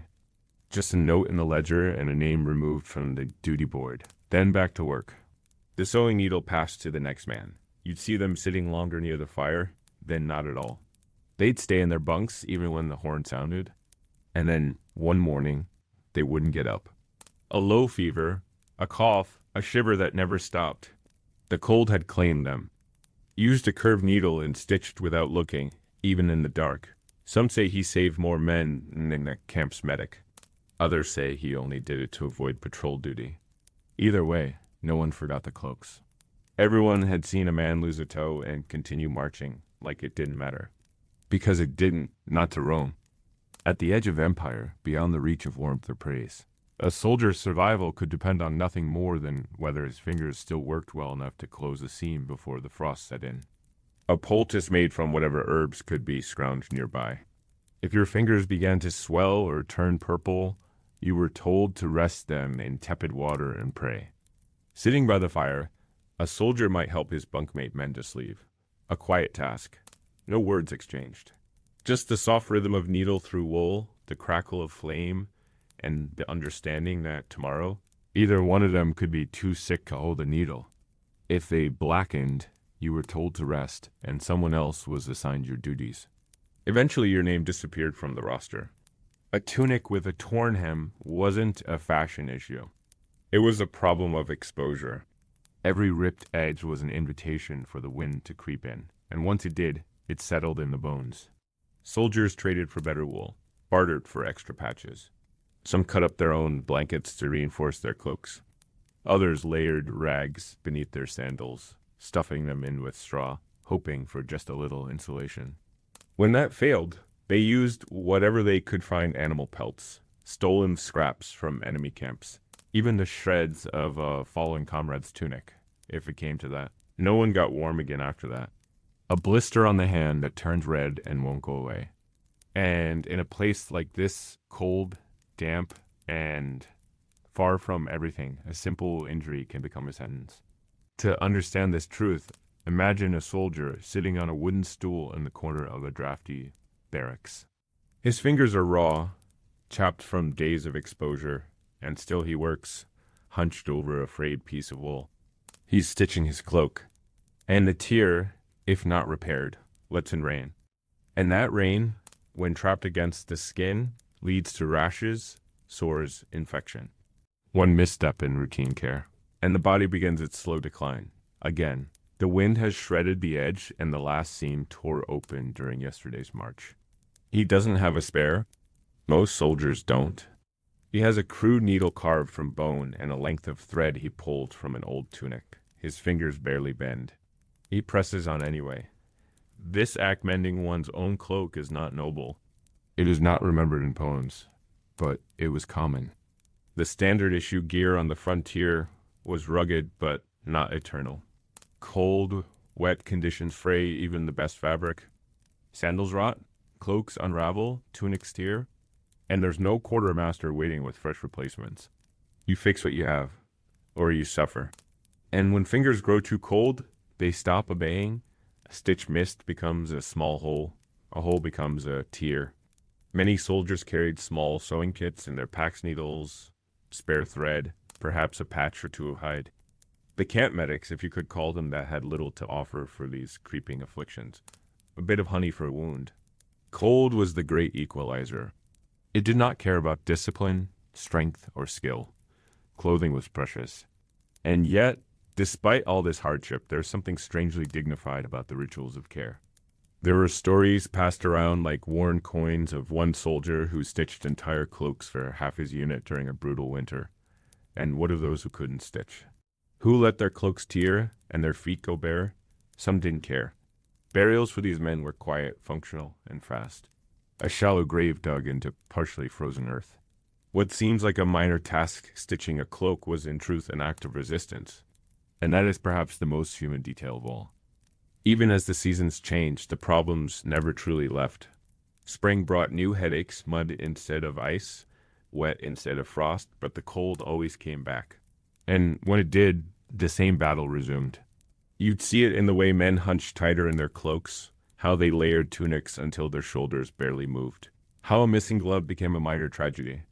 The rest waited, bartered, or simply kept patching. Sometimes, when a new recruit arrived and was issued fresh gear. The veterans would look him over, not with envy, but with quiet amusement. They knew how long that fabric would last. Sitting by the fire, shoulder to shoulder, sewing side by side, a man might say things he wouldn't say during a march. Confessions surfaced between knots and seams, regrets, memories of home. At first, archaeologists assumed it was garbage wool too tattered to be reused. But closer inspection revealed tiny stitched markings, not decorative but deliberate. Names, initials, numbers. Perhaps it was a stash. Sometimes it came with a needle. With a man sitting alone, hand shaking, refusing to let the cold win. But without those hands, those daily acts of care and persistence, the wall would have fallen far sooner. Stitching a cloak with frozen fingers was more than maintenance, it was defiance. It was a statement that you were still here, still trying, still alive. Not the commanders giving orders, but the quiet men hunched over scraps of wool, threading their needles with cracked lips and stiff hands. They are the ones who held the empire together, stitch by stitch. Perhaps someone hid the cloth for later repairs and never returned to collect it. Or perhaps, in the final days of his service, a soldier could no longer mend what was broken and buried the evidence. One soldier spoke often of his mother's weaving, how she used to hum while she worked. He hadn't heard the tune in years, but every time he patched a cloak, he tried to hum it under his breath. Some soldiers took pride in their repairs. They embroidered initials or symbols onto their cloaks, not out of vanity but identification. When a man died, his cloak was folded and stored. Sometimes it was given to another. Sometimes it was cut into rags. On rare occasions, it was burned, if superstition demanded it. Visitors glance at them, intrigued but unaware. To most, it's just a scrap. But to those who studied the frontier closely, it's a whisper from the past. Proof that survival was built on small acts, repeated daily, without praise or ceremony. More than once, a soldier wrapped himself in a dead man's cloak and felt suddenly colder, as though the fabric remembered. But you didn't speak of that. You wore what you were given. In a garrison where dozens of men wore the same color and cut, a stitched V or small X might be the only way to spot your own garment after wash day. There were even rumors that some soldiers stitched prayers into the lining short invocations to gods they barely believed in, sewn between the folds like invisible armor. Protect my hands, keep the wind out, let me live through winter. When replacements did come, they were coveted. New cloaks from Ebercum or Londinium were doled out carefully first to officers, then to the most ragged. And yet, for all the misery, there was resilience. The soldiers adapted. They learned which fabrics dried fastest by the fire, which threads held up best in rain. Some created ingenious loop knots that allowed them to adjust the fit of their cloaks depending on the weather. Others shared tricks for stuffing spare wool into sandals to avoid frostbite lessons passed down like family secrets. Even the officers, so often shielded from the worst of frontier life, weren't immune. One famously strict centurion was seen one morning muttering curses while struggling to thread a needle by the stables. The men didn't mock him. Instead, one offered to finish the stitch. It wasn't kindness, exactly. Just necessity. Even authority had to keep warm. There was a strange intimacy in these shared acts of survival. Loss, too, became part of the routine. One of the strangest discoveries at Vindolanda was a small pile of textile scraps buried near the edge of a barrack wall. Today, in museums, you can see some of these fragments fibers darkened with time, stitching barely visible, preserved not by design but by the damp northern soil. Because on the wall, heroism didn't always come with a sword. The Empire didn't send medals for that. No records kept track of who patched the most years. And so, tonight, as you imagine the soft flicker of firelight inside a drafty barracks, think of them. Chapter 10, The Disappearance of the Ninth Legion, the Haunting Legend of a Foal. A Roman legion vanishing into the misty north. There are stories whispered at the edge of every empire. Some are exaggerations, passed between soldiers to fill the long hours of watch. Others are rooted in strange truths, too incomplete to be confirmed, too persistent to be dismissed. And then there are those that cling like fog to the bones of history, never quite clear, never quite gone. On the cold frontier of Romang Britain, no story looms larger than the fate of the Ninth Legion. Legio 9 Hispana, the Ninth Spanish Legion, was no minor force. It was a battle-hardened unit forged in the fires of the Roman Republic and carried forward into the empire. They had fought in Spain, served under Julius Caesar in Gaul, and suppressed rebellions across the provinces. When they arrived in Britain, they were already veterans disciplined, brutal, and respected. Others suggest they were broken in battle, decimated in a northern campaign, their memory erased to preserve imperial pride. But on the frontier, where the mist never lifts entirely, the prevailing belief is darker. They entered the highlands in spring, armored and proud, banners flapping in the crisp air. They were never seen again. They marched into a wide glen for parley and were ambushed on all sides. Not a single survivor. The glen has a name even today, though the language has changed. It translates roughly to Valley of the Lost Shields. Scouts sent after them found only silence, burnt fire pits, broken spears and wind, cold, attrition, supply failures. That over the years, through desertion, sickness, and skirmishes, their numbers dwindled. Rome, ever proud of its legions, rarely allowed them to disappear from history. Not ours, not any we know. They vanish when I call out. The handwriting trails off. No further explanation. Long watches play tricks on the mind, or perhaps not. When a legion suffered defeat, it was usually recorded, if only to be avenged. But with the Ninth, the record trails off like a sentence left unfinished. No glory, no shame, just nothing. It ends in footsteps that fade before they reach the gate. In empty fire pits. In names scratched out without reason. That when reinforcements never came, they were absorbed into other units. Forgotten not by violence, but by bureaucracy. A few tiles stamped with Legix Hisp, a handful of tool marks, one badly chipped inscription on a ceremonial altar. That's all, as if even the earth itself hesitated to remember them. No bodies, no blood, just the eerie feeling that the forest had closed over them like a mouth, tracks that led nowhere. Campsites left undisturbed, as if the men had simply walked into the fog and never returned. Locals told tales of Roman helms found beside rivers, still shining as if new. Entire cohorts seen marching in the distance, only to vanish when approached. And then, sometime in the 2nd century, they vanished. The records do not say precisely when, nor do they say how. When the night mist rolled in, so thick it erased the horizon, guards would whisper, "The Ninth's out tonight." Not as a joke, as a warning. As though the spirits of those lost soldiers were still marching, aimless and cold, looking for their way home.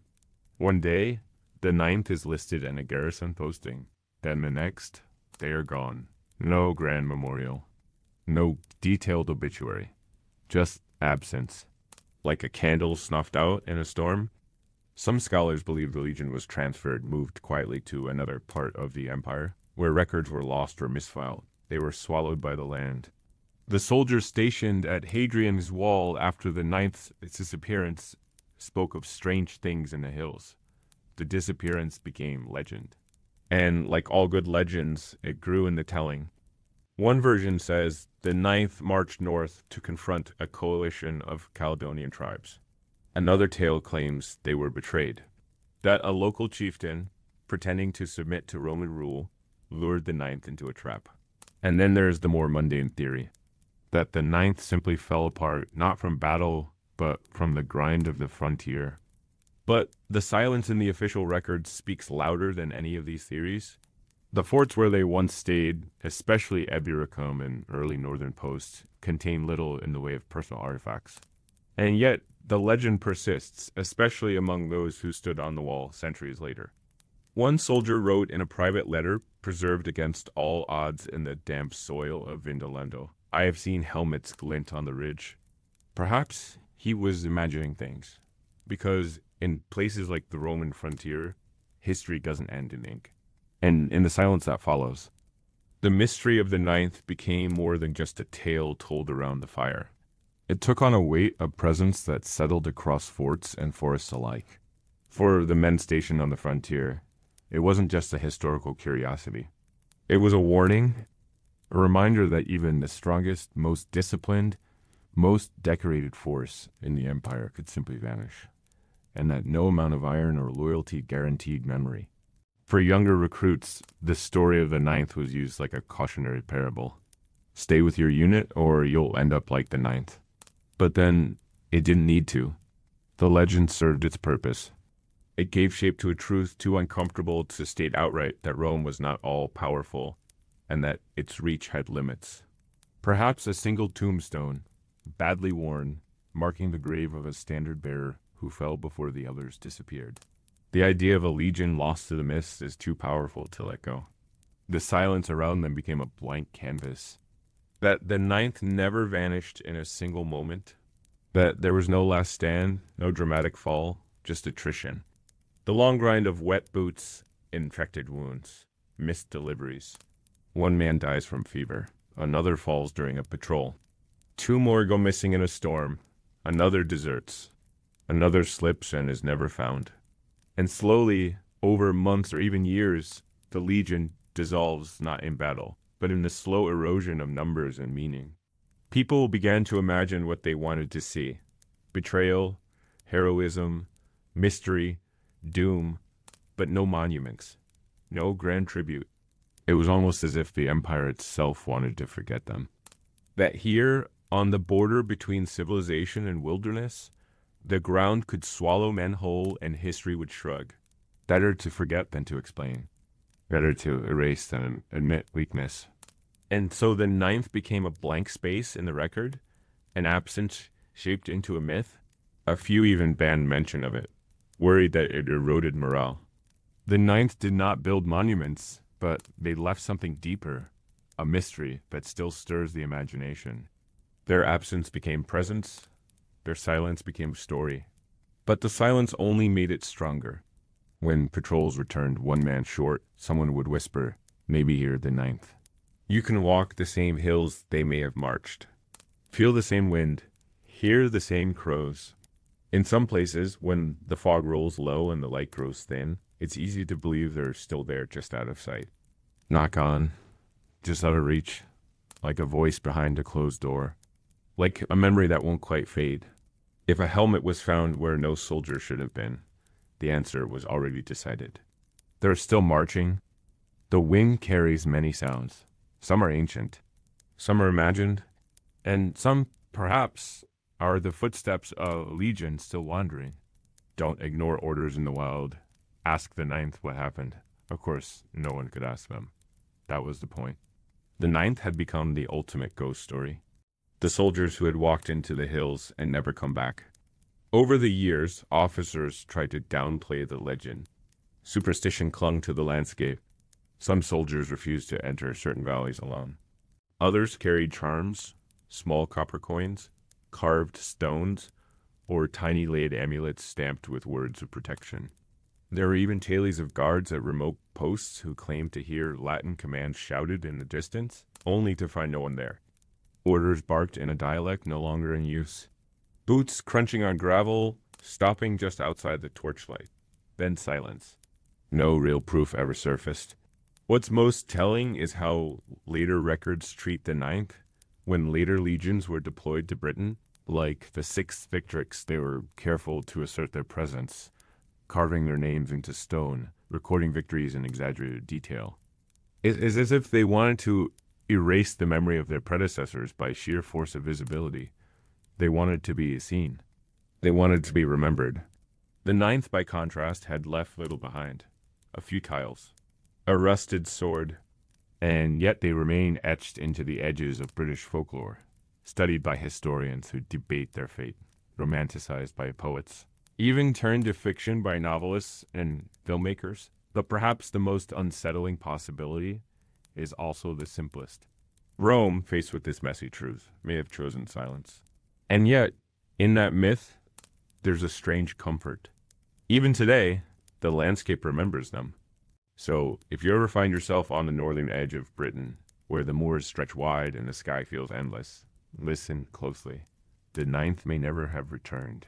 But they were never entirely lost. Chapter 11. A child's doll in the fort drainage system. In the great sweep of Roman history, it's the grand things that tend to draw attention: victories carved in marble, imperial decrees preserved on bronze, legions inscribed in stone. But sometimes the most haunting and human stories come not from those monuments, but from the mud, from the forgotten corners, from something as small as a doll, lost down a drainage channel in a cold and distant fort. The doll, no more than a few inches long, was carved from a piece of bone smoothed carefully, shaped into the form of a little girl, arms extended, a hint of facial features. It was found during excavation at one of the auxiliary forts not far from Hadrian's Wall, buried in the silt of an old water channel, half crushed by the passage of centuries. A feeding bowl, a set of toy dice, and now a doll. These things matter. Perhaps born within the fort, her first steps taken on the cold stone floor of a barracks entry. Someone had taken the time to shape it, likely a parent or sibling, perhaps even a soldier on leave. But the drainage system where it was found was close to a domestic quarter, an area believed to have housed not soldiers, but support staff and dependents. Laundry workers, animal tenders, traders, people who lived on the fringe of the fort's official function, but made up the fabric of its daily existence. But a single object like this shrinks the world in a way that makes it feel close. It preserved what the history books ignored. The doll was not alone. Other objects were found nearby. A hairpin, a small copper brooch, a sliver of writing tablet with only one word legible, domum home. You don't need to understand Latin to understand a lost toy. Evidence that amid the frost and orders and drills, there were lives being lived. That the Roman frontier was not just a military line, but a place of dinners, arguments, lullabies, and lost toys. You don't need to know the politics of the Antonine period to recognize the love that shaped a tiny figurine. You just need to have ever been a child, or ever loved one. The carving was gentle, the proportions considered. It wasn't art, but it was effort, a labor of love made in spare hours. Not its artistry, but its ordinariness.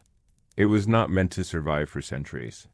It wasn't preserved with care or passed down through generations. It was dropped, forgotten, buried in muck. And yet here it is, telling a story its owner never got to share. An object with no military function, no imperial significance, just affection, made tangible. She would have known the clang of armor not as a threat, but as background noise. The smells of barley mash and damp leather, the warmth of her father's cloak. And maybe, on some cold morning, she leaned too far over the edge of the drain while playing and dropped the doll. Maybe she cried. Maybe she didn't. Maybe her mother promised to find it later and then forgot, and time moved on. Because they show us that even in the shadow of war, life persisted. People made homes. They played. They mourned. They kept going. At first glance, it was just another shard of refuse, like a broken comb or a worn-out knife handle. But upon cleaning, it became clear this was a child's toy. And suddenly the past shifted. Because if there was a doll, then there was a child. And if there was a child, then there was family, a woman, a home, laughter, perhaps. Soldiers, commanders, blacksmiths, drill yards. But these places, especially those along the frontier, were never as empty or sterile as the official records suggest. Many had communities within or just outside the walls. Soldiers stationed for decades would sometimes take local partners, unofficial wives, children, entire families living in semi-permanent limbo, not officially recognized by the military, but deeply embedded in daily life. A shriek of delight as the doll was dropped and retrieved and dropped again. Or maybe a quiet moment, someone sitting by the fire, sewing, while a child nearby played on a mat of reeds with this carved little figure. And then, one day, it slipped into the drain and vanished from sight, lost not just to the child, but to memory. Until now. We often think of Roman forts as strictly masculine spaces. These children weren't listed on rosters. Their presence is known only through what remains, a shoe too small for an adult.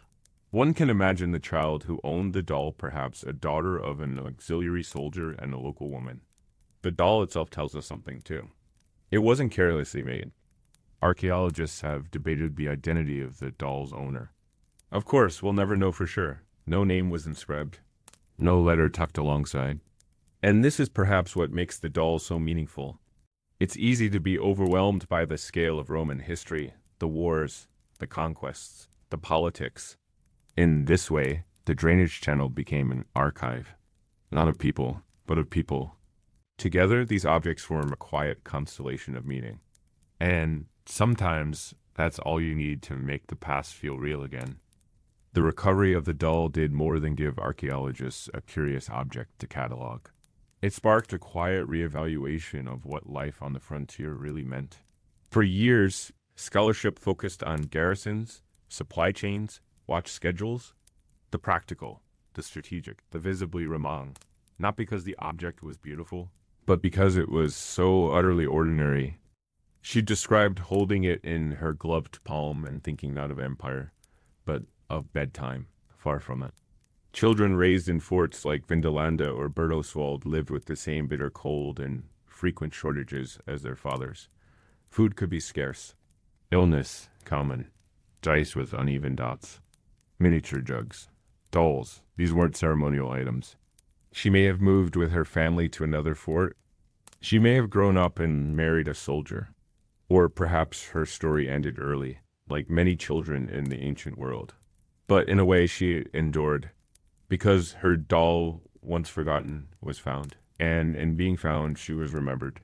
But maybe sometimes empire is a child's doll dropped in a ditch. And all that followed after. They were worn, broken, fixed, worn again. A symbol not of war or politics, but of life lived around those things. Echoes of children who were never meant to be remembered by name, but were never truly lost either. Because memory doesn't always need parchment or monuments. Sometimes it just needs someone to notice, to hold a small object and listen closely. In the corners, in the silences, in the laughter that never made it into the scrolls. The layers were photographed, mapped, each object cataloged and preserved, and then eventually backfilled. The site was closed, protected from the elements. The doll was sent to a conservation lab, where it was stabilized and placed in a quiet display case, lit gently from above, loved, toys, not for display but for life. There were no schools, no formal education. Children learned by watching, by copying.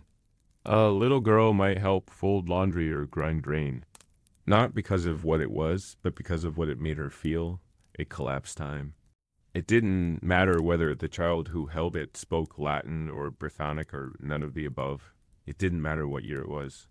That tiny figure carved in quiet hours and carried in small fingers was enough to remind her and us that the past isn't gone. It's just waiting to be noticed. A boy might learn to carry water, chase pigs, patch sandals. Play was woven around work. Visitors pass it without fanfare. Some barely glance. Others linger. A few, especially those with children, pause longer. They read the sign, they imagine. Some press a hand gently to the glass, not knowing why. And perhaps in that moment, the line between past and present thins. Because everyone in every age understands what it means to lose something small and precious, of a small hand curling around it under a wool blanket, of lullabies sung in a language that was never written down. That doll, she wrote, made the site feel more alive than any fortress wall ever had. But this doll, softened by centuries of damp earth, reminded everyone that the empire was built not just by legions, but by households. That behind every polished helmet there might have been a daughter playing with a handmade toy. And behind every stern commander, perhaps a wife who managed a kitchen, a garden, a child's scraped knee. One archaeologist, after gently cleaning the soil from the doll's surface, wrote in her field notes that she cried. There's something quietly powerful about an object so vulnerable surviving across millennia. Wooden fort gates rotted, armor rusted, but this little figure endured, not because it was built to last, but because it fell in the right place deep enough in the drain to be buried beneath layers of silt and clay. protected from oxygen and insects and the slow creep of mold. The same forces that might have ruined it preserved it. The mud kept its secrets safe. This isn't to say life on the frontier was idyllic. And yet they played. That's what the artifacts show. Whistles carved from bone. We don't know what happened to the girl who lost the doll. The archaeologists left the drainage system intact as much as possible. It rests there now, in a museum not far from the wall itself. Sometimes, when historians are asked to define empire, they reach for maps, for battles, for emperors. One researcher said the doll was one of the most human things she'd ever found. And so the doll stays safe, still, a fragile messenger from a forgotten afternoon. Somewhere in the dark earth beneath the old forts, more stories sleep, scraps of cloth, bent pins, bones of pets buried behind kitchens. And tonight we have listened. Chapter 12, Life in the Heated, Baths of the Commander's Villa. It's a strange truth about the Roman frontier, while most who lived there endured mud. Cold and blistered feet, there were a lucky few who enjoyed warmth, comfort, and a touch of luxury. And nowhere was that contrast more obvious than in the bathhouses. They were for thinking, for gossiping, for planning the day's meals or muttering about supply problems. In Rome itself, the public baths were sprawling complexes, mosaics underfoot. The commander or his guest would remove their tunic and sandals, often handing them to a personal servant or enslaved attendant. Strip, warm, sweat, scrape, slaves. Shoveled ash from the kitchens. A new recruit slipped on a patch of ice and swore loudly. The barracks were damp. Fire sputtered. A cloak tore and went unmended. The heated floors stayed warm long after the fire died. There were cloth towels, not rough linen, but something softer. A servant stood by with fresh garments. A mug of spiced wine waited on a small wooden table. Some commanders even had mirrors of polished metal, used to inspect their appearance or simply admire how pink their skin had turned in the heat. Rinse. You might hear the other world, the shouts of the drill yard, the barking of dogs, the laughter of slaves gossiping near the kitchens. Two worlds, one fort, divided by walls no thicker than man's arm, but far harder to cross. Rest. It wasn't just cleansing. It was ritual, an assertion of order in a world that so often felt chaotic. It reminded the officer that he was still Roman, that even here, beyond the reach of marble and theater, civilization persisted. From there, they'd step into the tepidarum, the warm room. But for those who did, it felt like rebirth. The cold shocked the system, reminded you that you were alive. His skin still warm even as the wind clawed at the shuttered windows, that you could still feel something other than damp. The heat seeped up from the floor, generated by the hypocaust system, a marvel of Roman engineering. Wood was expensive. It reduced lice. It lessened disease. It offered a sliver of dignity.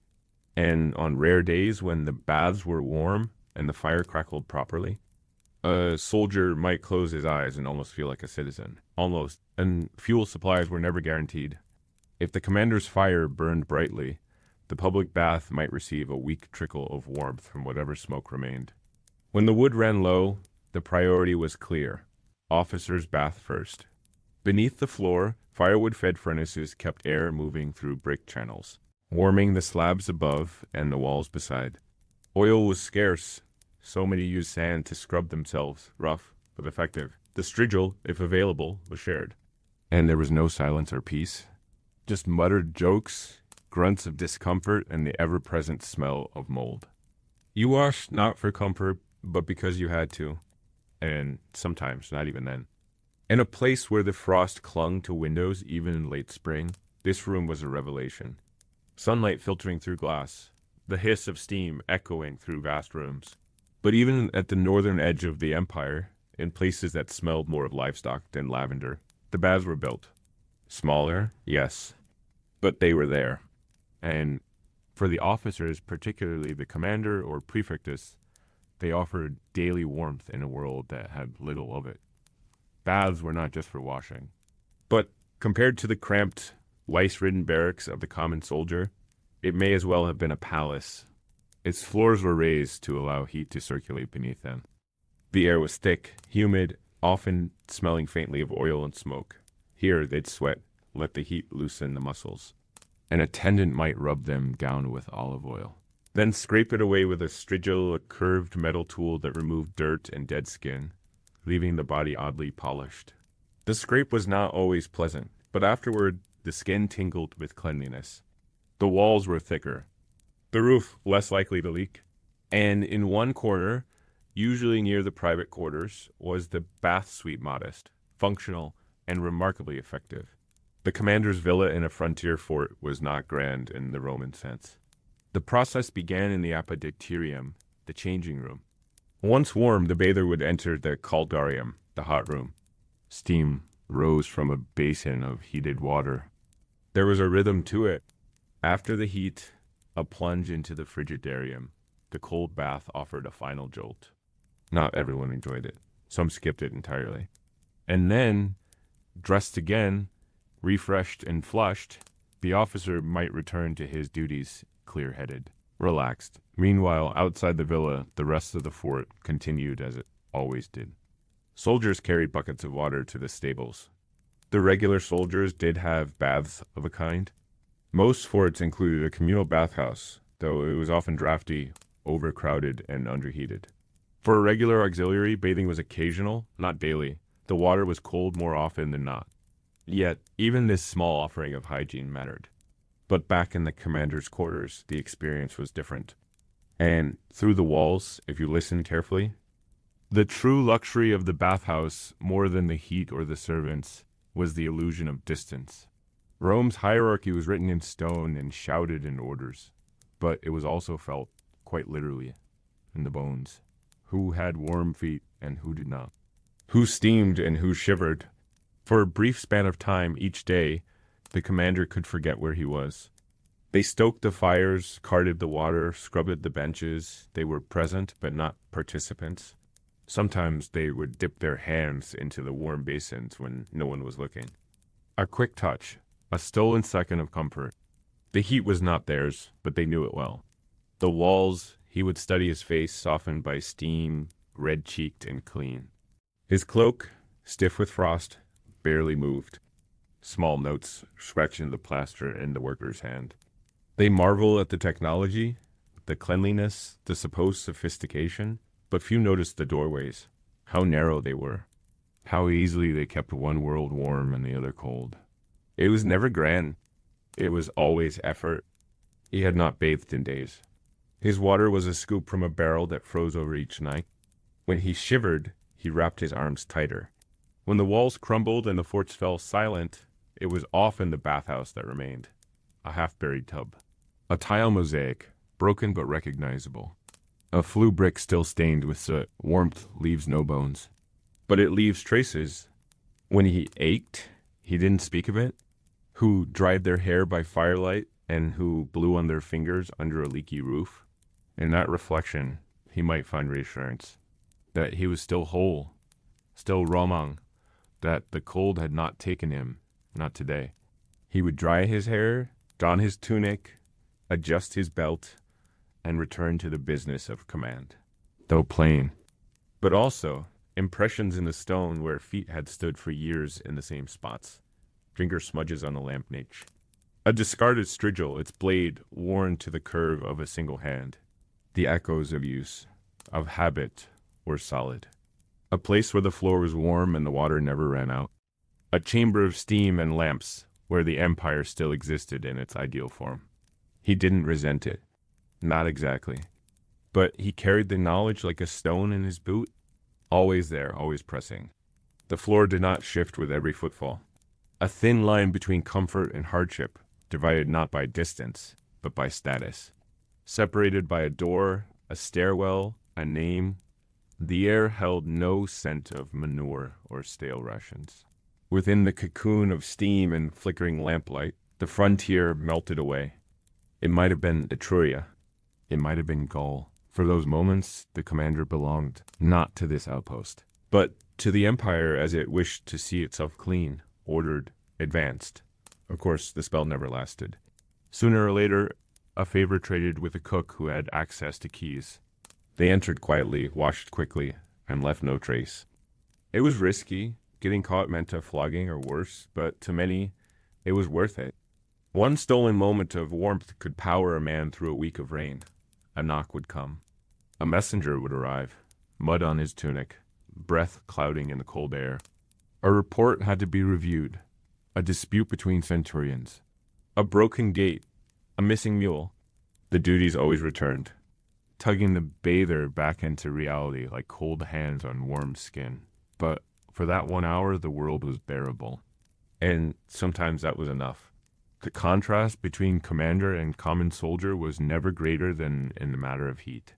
The bathhouse was the proof. Some soldiers found ways to sneak into the bathhouses after hours. A bribe slipped to a guard. The commanders knew it happened. Most looked the other way. A visiting dignitary would take the bathing ritual to new heights.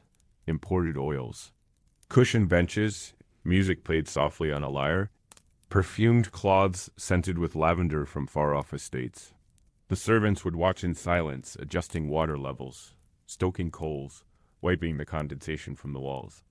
And when it was over, the visitor would dress in embroidered robes, sip hot wine, and smile as if the wall outside was nothing more than a garden hedge. A few even allowed it, unofficially, provided nothing was damaged. It wasn't kindness, not exactly. But it was an understanding everyone needed something to hold on to. Occasionally, for the servants and slaves who tended the baths, the warmth was a daily torment. They could feel it, but not enjoy it. Later, when the commander returned to his quarters, he might pause to look in a polished bronze mirror. Meanwhile, outside, another soldier struggled to light a fire with damp kindling. His fingers cracked at the knuckles. His breath left white ribbons in the air. That soldier never saw the commander's bath. He only heard of it in rumors. And perhaps that is the truest portrait of Roman life at the wall. When archaeologists unearthed the remains of these bathhouses centuries later, they found the same details: repeated tiles scorched from years of heating, soot on the ceilings, cracked cisterns lined with limescale, and always near the entrance, traces of repairs, pipes mended again and again, furnaces rebricked. Today, tourists walk through replicas of these rooms. The Ramang bath was not just a place of cleansing. It was a threshold, a symbol of who belonged and who served. And yet, despite that divide, the baths did more than separate. They also endured. Chapter 13, Cursed Tablets and Angry Gods. It might surprise you to know that among the rubble of broken barracks and forgotten shrines on the Roman frontier, archaeologists have discovered something that doesn't look like a weapon or a tool. One not fought with steel or shields, but with desperation, envy, and frustration. Someone cheats you in a game of dice, borrows money and never repays, damages your boots, spreads rumors. For all of it, curses, not loud or theatrical. Just quiet slips of lead, folded tight, buried in secret. A glimpse into the private, unfiltered emotions of soldiers and civilians who lived on the cold edge of the Roman Empire, and who still believed quietly, bitterly, that the gods might take sides. A soldier off-duty hunched over a scrap of lead by lamplight. Soldiers could be superstitious, and commanding officers often turned a blind eye. As long as no one was stabbing each other in the mess hall, a cursed tablet or two was hardly a concern. One, written in a shaky hand, pleads for a lost love to return. Let her remember me. Let her speak my name again. Let her heart burn as mine does. The official inscriptions, the dedications, and military logs are polished, stiff, written for record. The cursed tablets are raw. They speak in the voice of people who were tired, jealous, lonely. The tablets weren't placed in temples or offered in ceremonies. They were hidden, buried in foundations, dropped into sacred springs, wedged into cracks between stones. It was faith without permission, a private conversation with power, people who had nowhere else to put their pain. That tablet was folded carefully and placed in a burial jar. The writer clearly thought the feeling was dead or wished it to be. He's just discovered his boots have gone missing. Again, they were dry near the fire and now they're gone. He suspects someone but can't prove it. So he scratches out his fury on metal. He folds the tablet. He carries it out in the middle of the night and drops it into the well behind the latrines. A quiet plunk. He doesn't tell anyone. Reads, "May those who mock me choke on their pride." A soldier's grudge. A slave's whisper. No one knows. But the pain lingers, but he feels slightly better. Justice, after all, has been requested. Thin sheets of lead, folded over like letters. Inscribed not with orders, but with curses, pleas, angry demands addressed to gods both well-known and obscure. One tablet found at a fort near the River Tyne reads, "As this lead sinks, so may his happiness sink." Another ends with the chilling line, "Let him feel the weight of my anger in every meal he eats." Others were short and brutal. "May he be struck in his sleep, or simply return it, or suffer," followed by the offender's name, if known, or simply "whoever took my property." As the god of merchants and travelers, he was believed to watch over transactions. When things went wrong, when trades turned sour or goods disappeared, Mercury became the divine enforcer. But others were called to Nemesis, Minerva, even local deities whose names survived nowhere else. Then the request. Sometimes simple, may they lose what they stole. Sometimes darker, may they feel pain until it is returned. One even reads, "May his limbs twist and his eyes fall shut forever." That tablet was unsigned. Whoever wrote it was afraid or angry enough not to leave a name. Words scratched by tired hands, buried deep in wells or tossed into marshes, not meant for human eyes, but for divine ones. These are the cursed tablets, and they tell a story of a different kind of battle. The practice was surprisingly common. Someone steals your cloak, you write a curse. Someone flirts with the woman you like, another curse.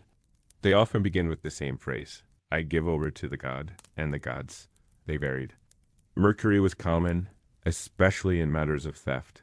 It's easy to picture the scene. These tablets weren't official.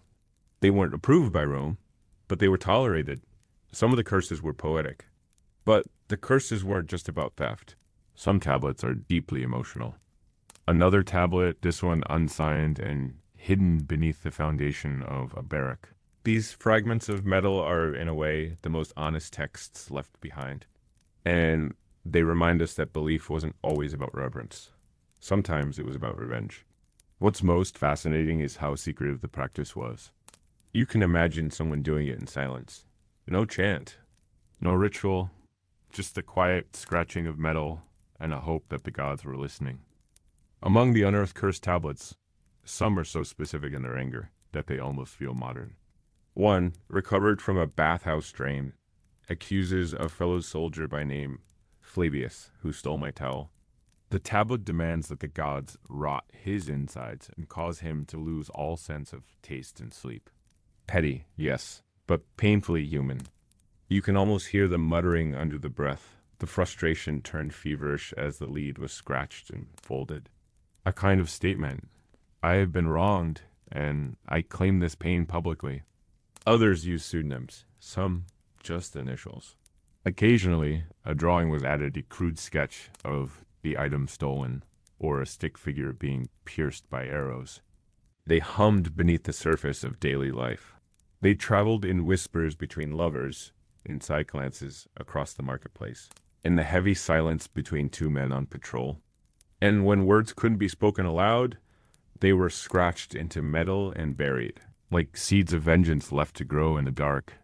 One especially vivid tablet showed a man with twisted legs and flames drawn near his head. But belief isn't always binary. Even today, people knock on wood, avoid cracks in sidewalks, wear lucky charms. A man might worship Jupiter for strength, Venus for love, Mars for courage, and still bury a cursed tablet to a minor water spirit in the hope that his sandals would be returned. Religion was less doctrine, more negotiation. You gave the gods your words, your offerings, your secrets, and hoped they'd do something in return. People had feelings. Deep ones. They loved, they envied, they grieved. A few may have whispered them aloud in the early morning fog, when no one else was near. And when they had nowhere else to go, they turned to the unseen.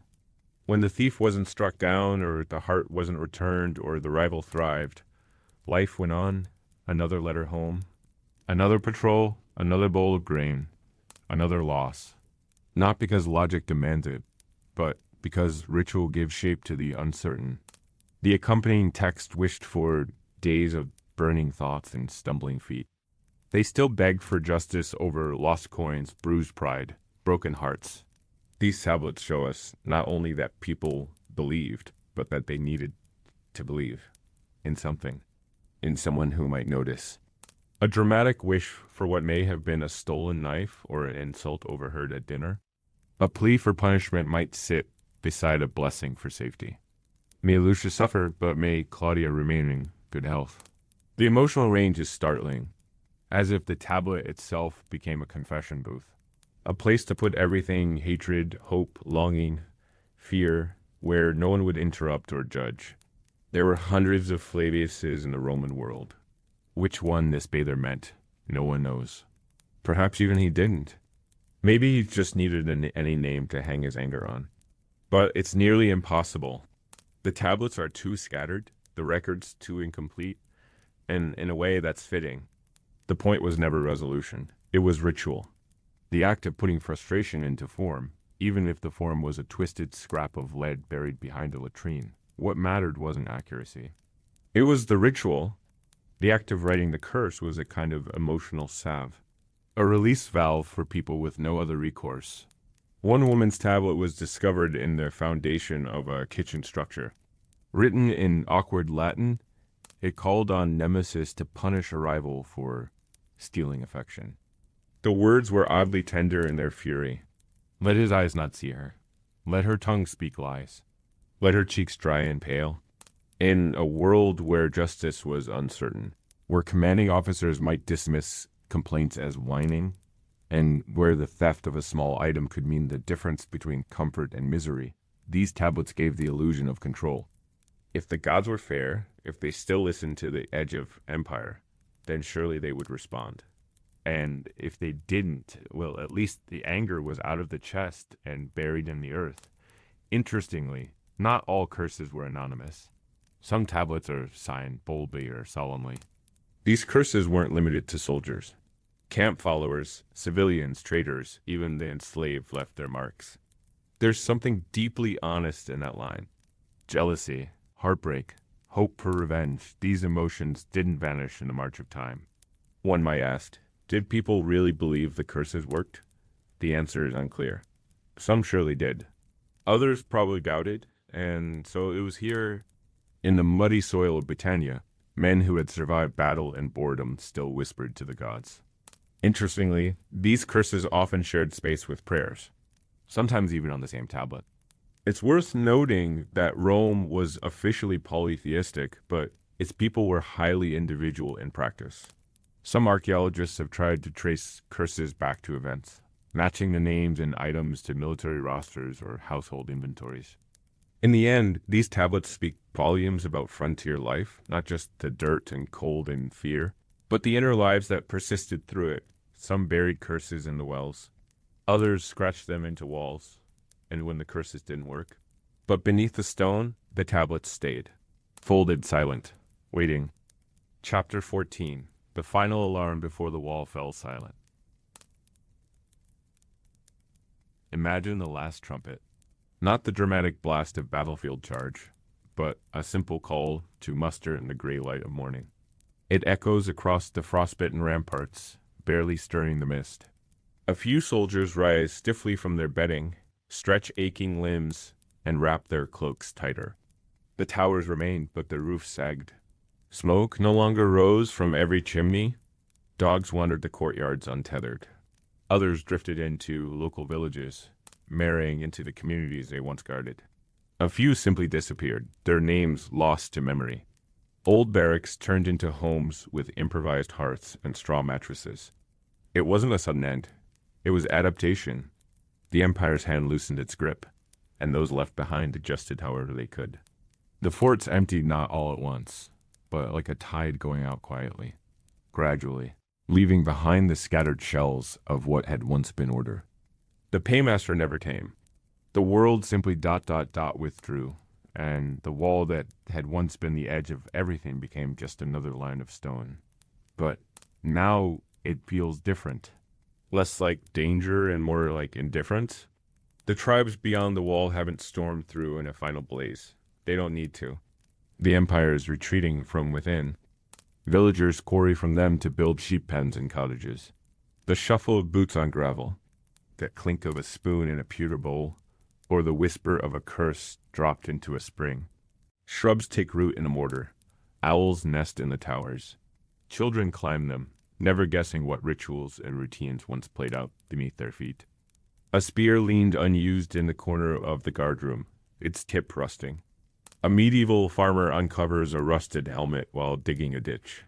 A Victorian antiquarian records the names of legions with reverent precision.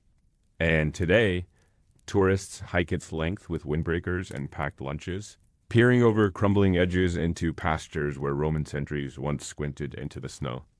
They don't know it, but this may be the last time anyone answers that horn. He nods to the few remaining men.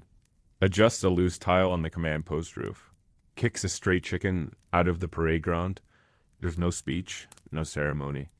He hangs up his belt, eats a quiet meal, and then walks out the gate. Beyond the stones of Hadrian's Wall, the world is changing.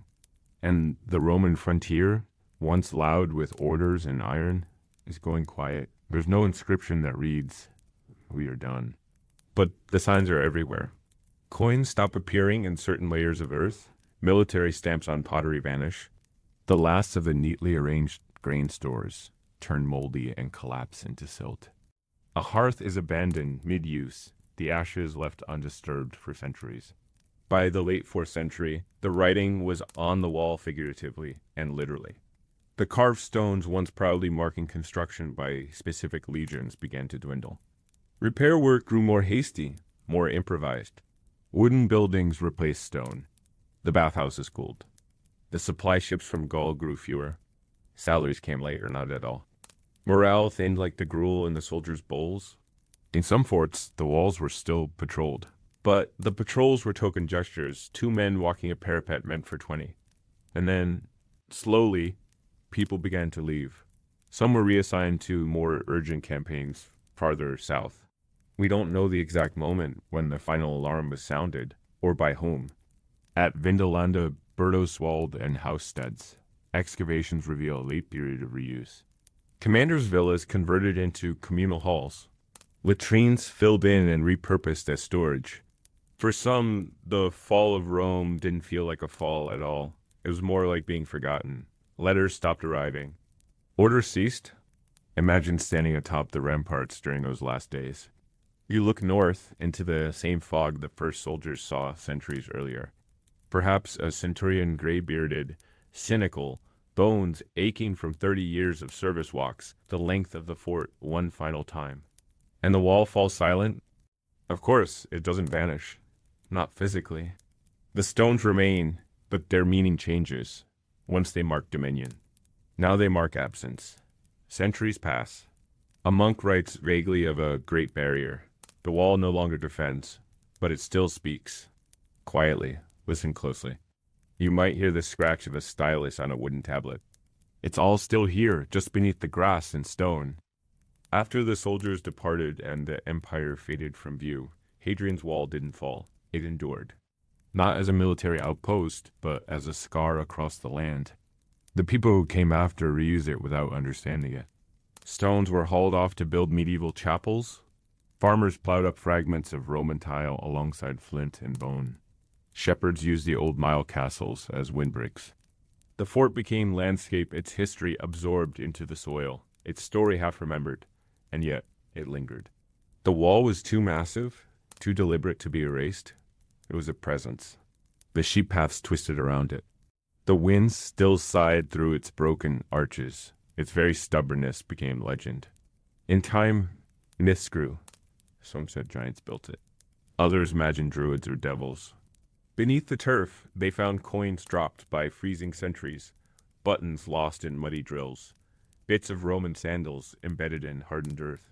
You imagine the man who stepped there, perhaps frustrated with his task, perhaps thinking of home.